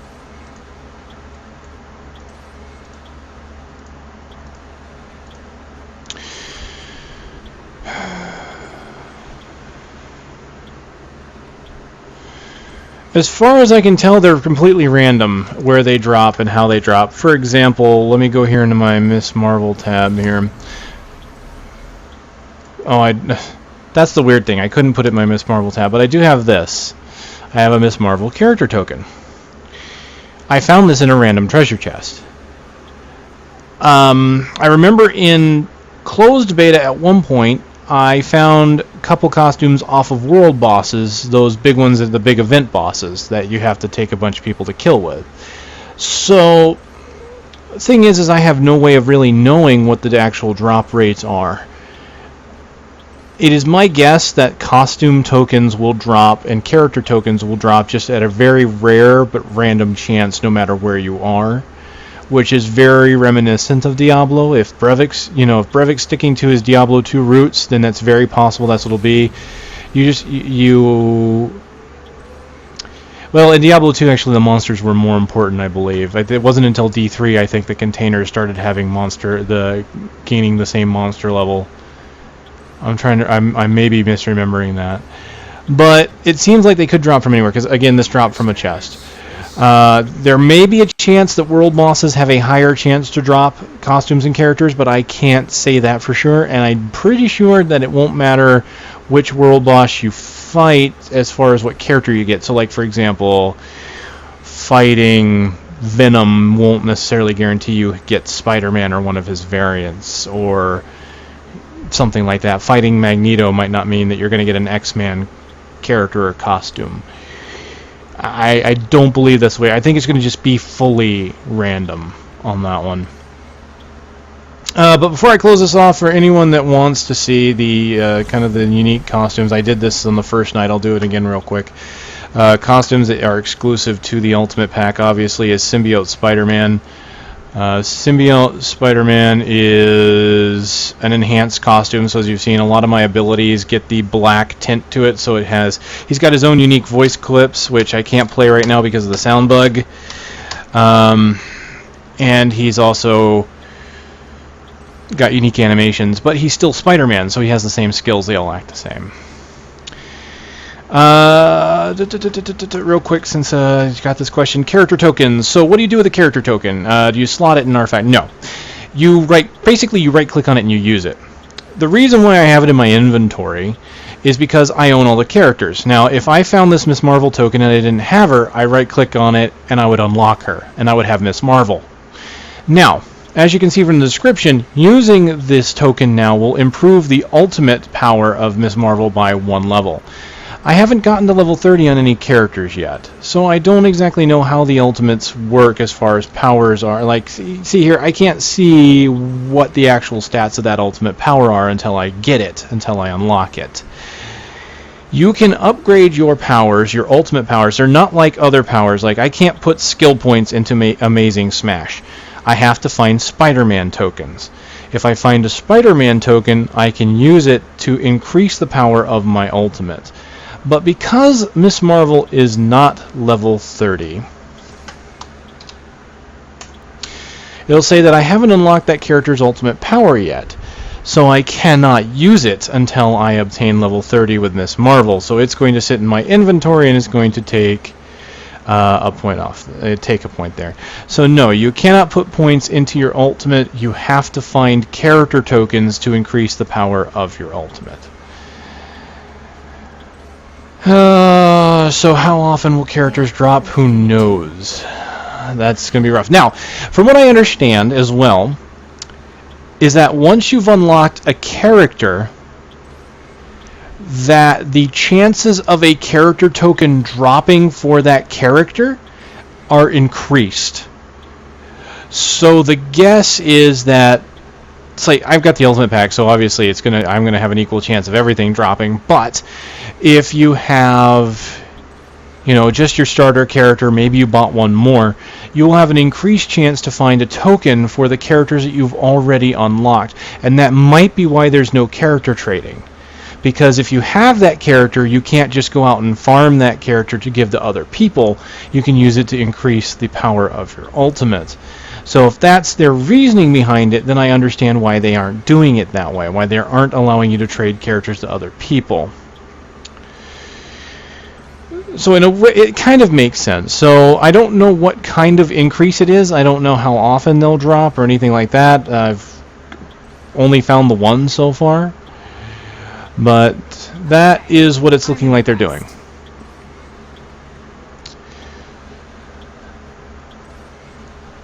Alright, so exclusive costumes, exclusive costumes. Let's pull out what I've got real quick.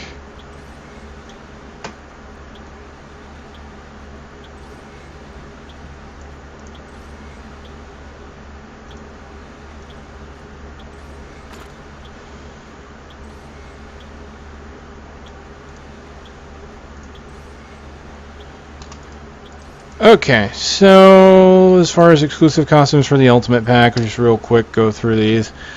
Let's do Iron Man first, because I think his is the least impressive. All charged up and ready to roll.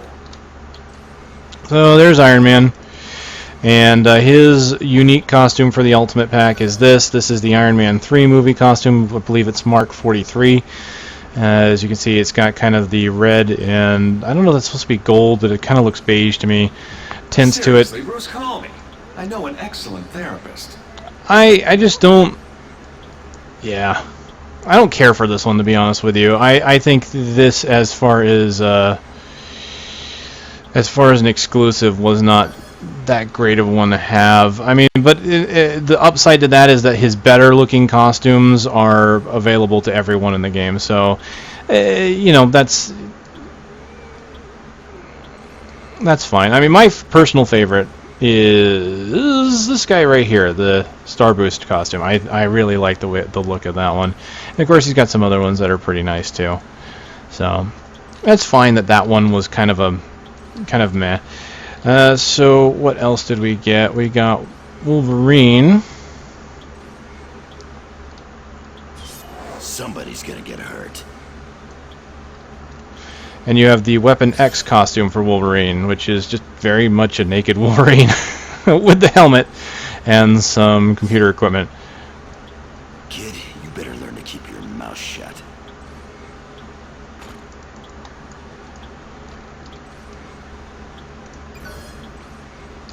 And then lastly, there is Maestro Hulk.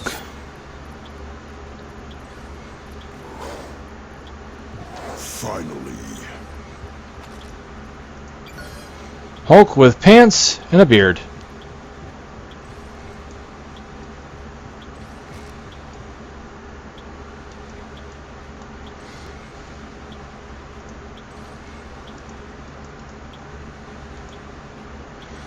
So yeah, those are the exclusive ones.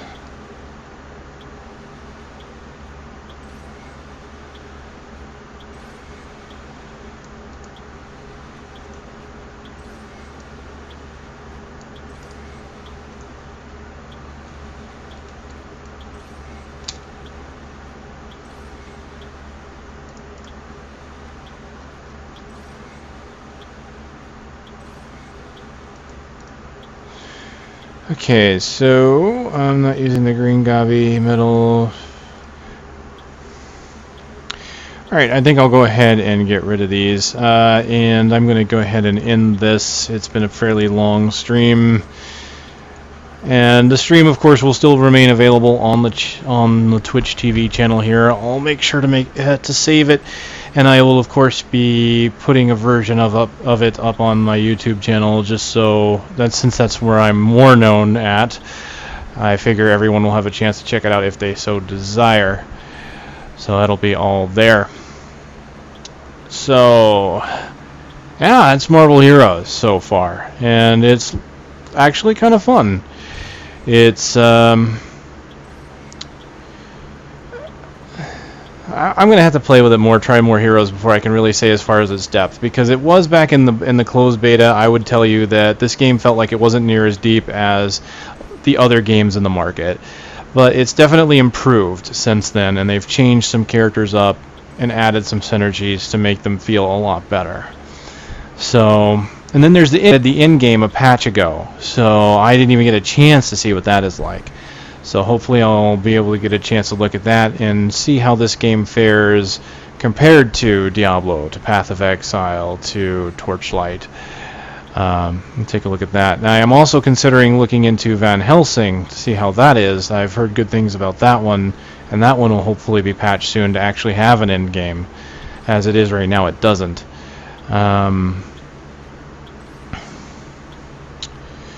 Also, possibly Grim Dawn. For anyone that hasn't heard about that one, Grim Dawn is a new action RPG out there by a small indie team. Consists of a lot of people who made Titan's Quest, which, if you didn't play that one, that was actually a decent Diablo 2 clone that came out. It was after Diablo 2, and it was in that space before Diablo 3 came out that it kind of filled a niche, a need for an action RPG. I believe it was before Torchlight 1 as well, but it was a decent game.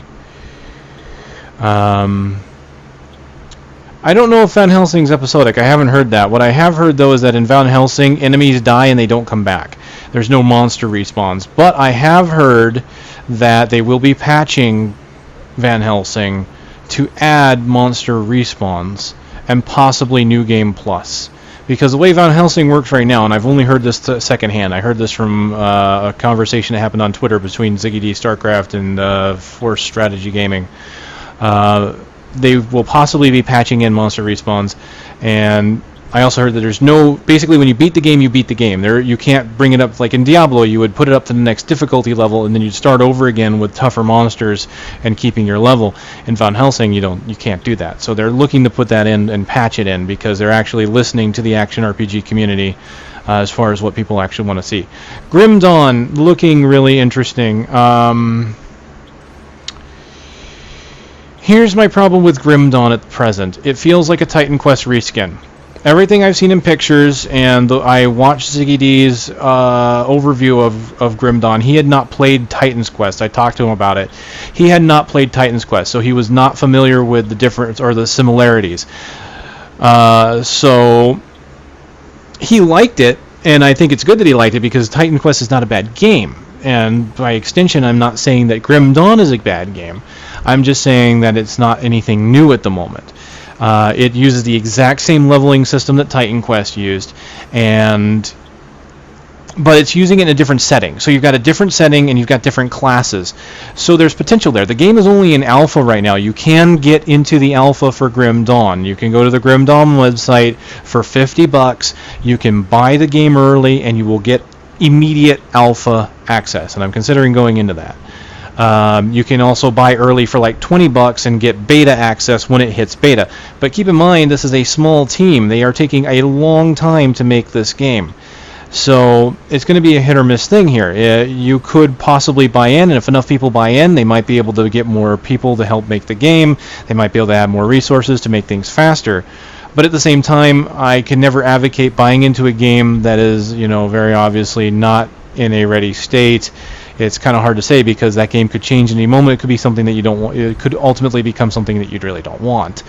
So that's obviously a double-edged sword. I would advise looking into it, researching it before you even consider doing something like that. So there is that.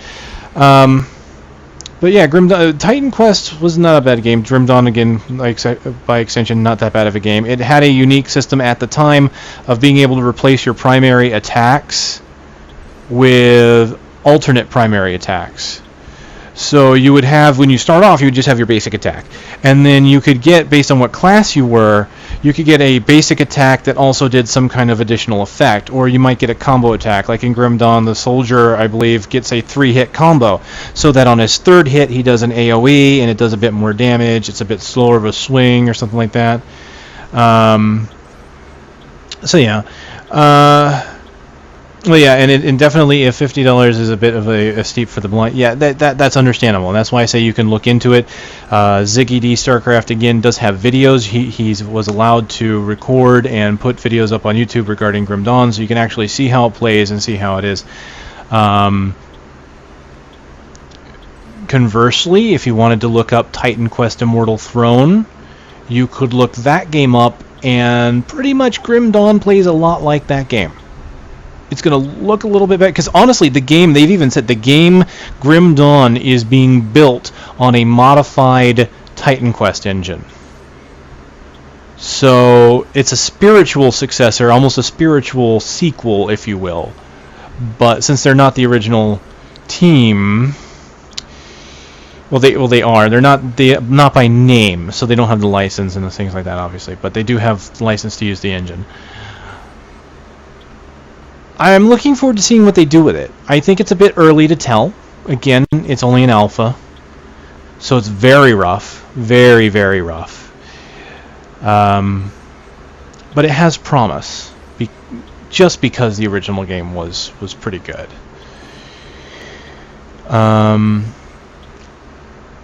Van Helsing! It would be pretty cool if that Van Helsing game gets some additional games made out of it. Because I haven't played it, but I heard good things about it as far as action RPGs are concerned. So I'll tell you, I'm honestly, as far as action RPGs goes, I am interested and am eagerly waiting a expansion pack to Diablo 3. I'll be quite honest with that one. I think it's to the point it's going to need it now, where they're doing some really good things with the game. They're updating it, they're patching it, and they're definitely working in a good direction now, but they really need to start changing things around. They need to shake the game up, make changes to the skills that they need to make, like actually change the way some skills work. And they can't do that without some kind of major event, which would be an expansion pack. So they really need to get that out there. I'm not sure how long it'll take them. It's the 1 year mark, so who knows? It may take another year. I don't know, but I really think that if they could get that out, I think they could get some renewed vigor in the game. Because quite honestly, Diablo 2, as much as it was good, didn't really become the game a lot of people know and love that really hit that sweet spot until Lord of Destruction came out. So I really think they have a chance to do the same thing with Diablo 3.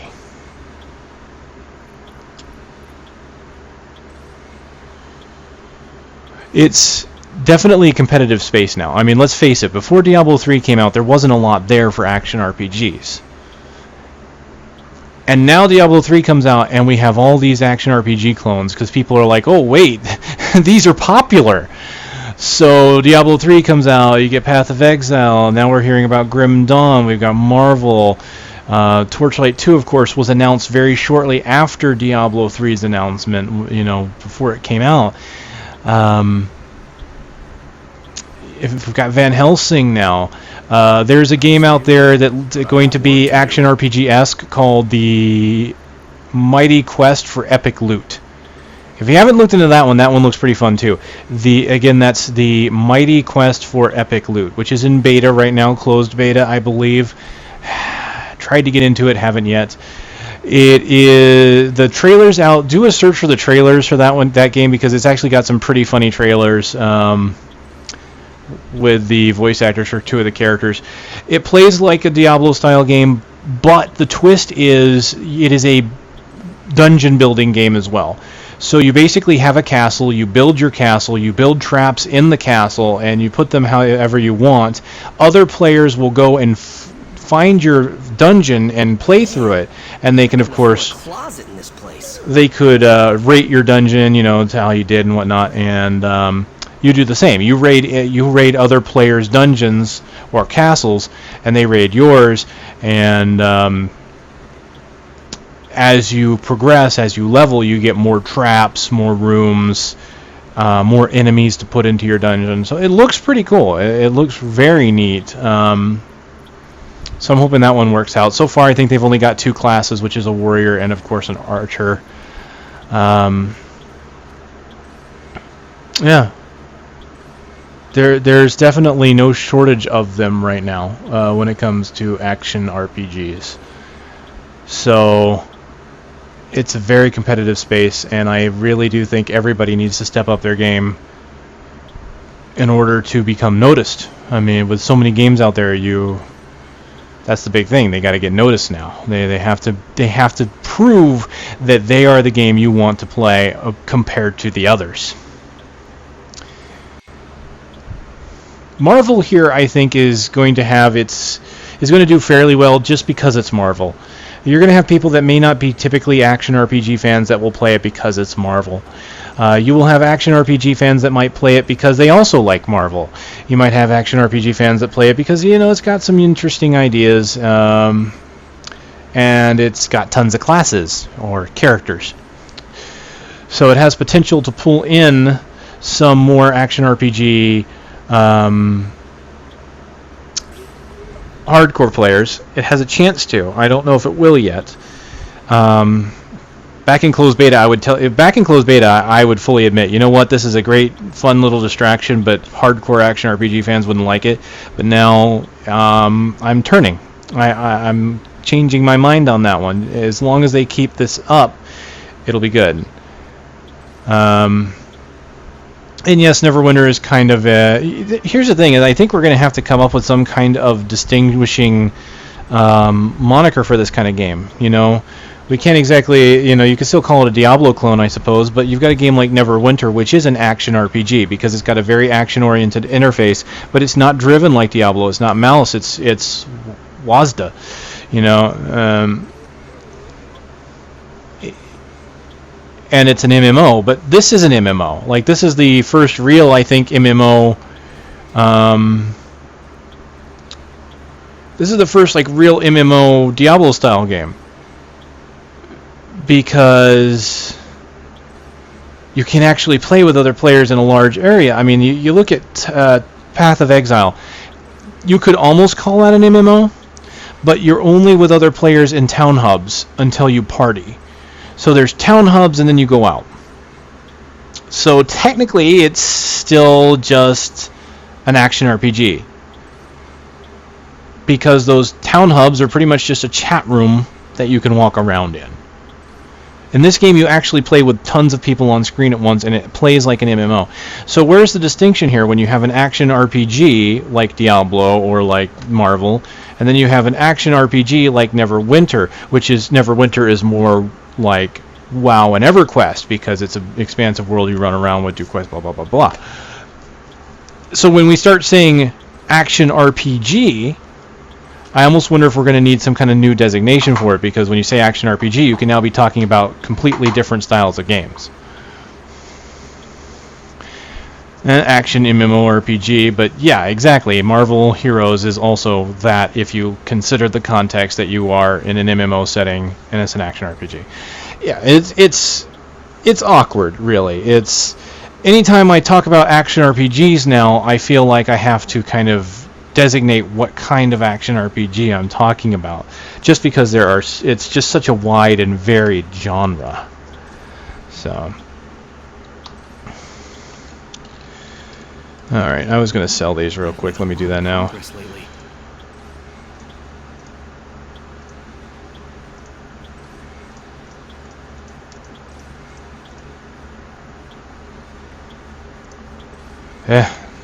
Moving along. It'll get there.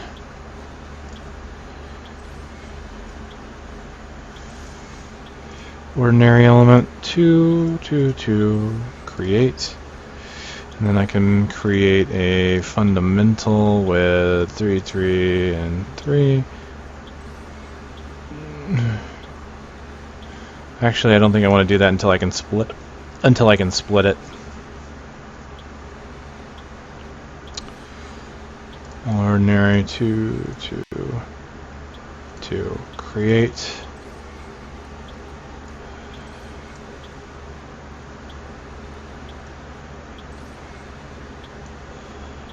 Okay, ordinary 2, 2, 2, create. There we go. Isometric ARPG. Well, I suppose that could work. However,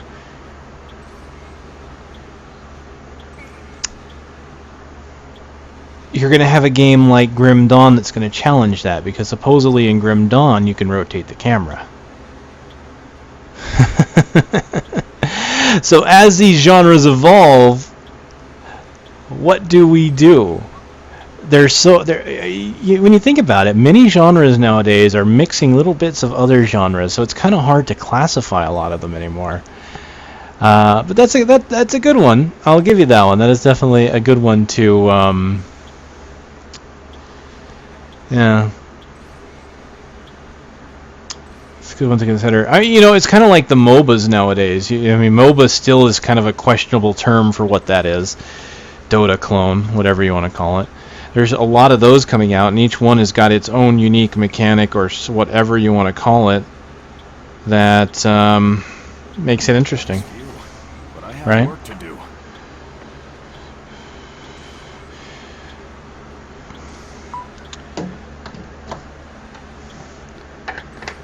All right. So I think at this point be good to go ahead and close this down, since I said probably about half an hour ago that I was going to do that, and then I didn't. But we've had it's been a good conversation, so I think it was worth keeping going. So, ladies and gentlemen, thank you for coming by and watching the stream. And of course, if you want to check this out, any part of it later, the conversation wasn't as lively during a lot of it because I was just kind of playing and giving commentation as I could. If any questions were asked or anything like that, you can certainly check it out here. I will make sure that the video is saved. I will be on YouTube. The URL is in the upper right hand corner, YouTube/Rurouni Kage. So it'll be there as well once I get it uploaded, if you so desire. I will be streaming the game any chance I get when I come on.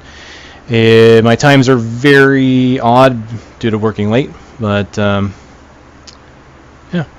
it'll be there. So thanks for stopping by, and I'll see you guys on the next one.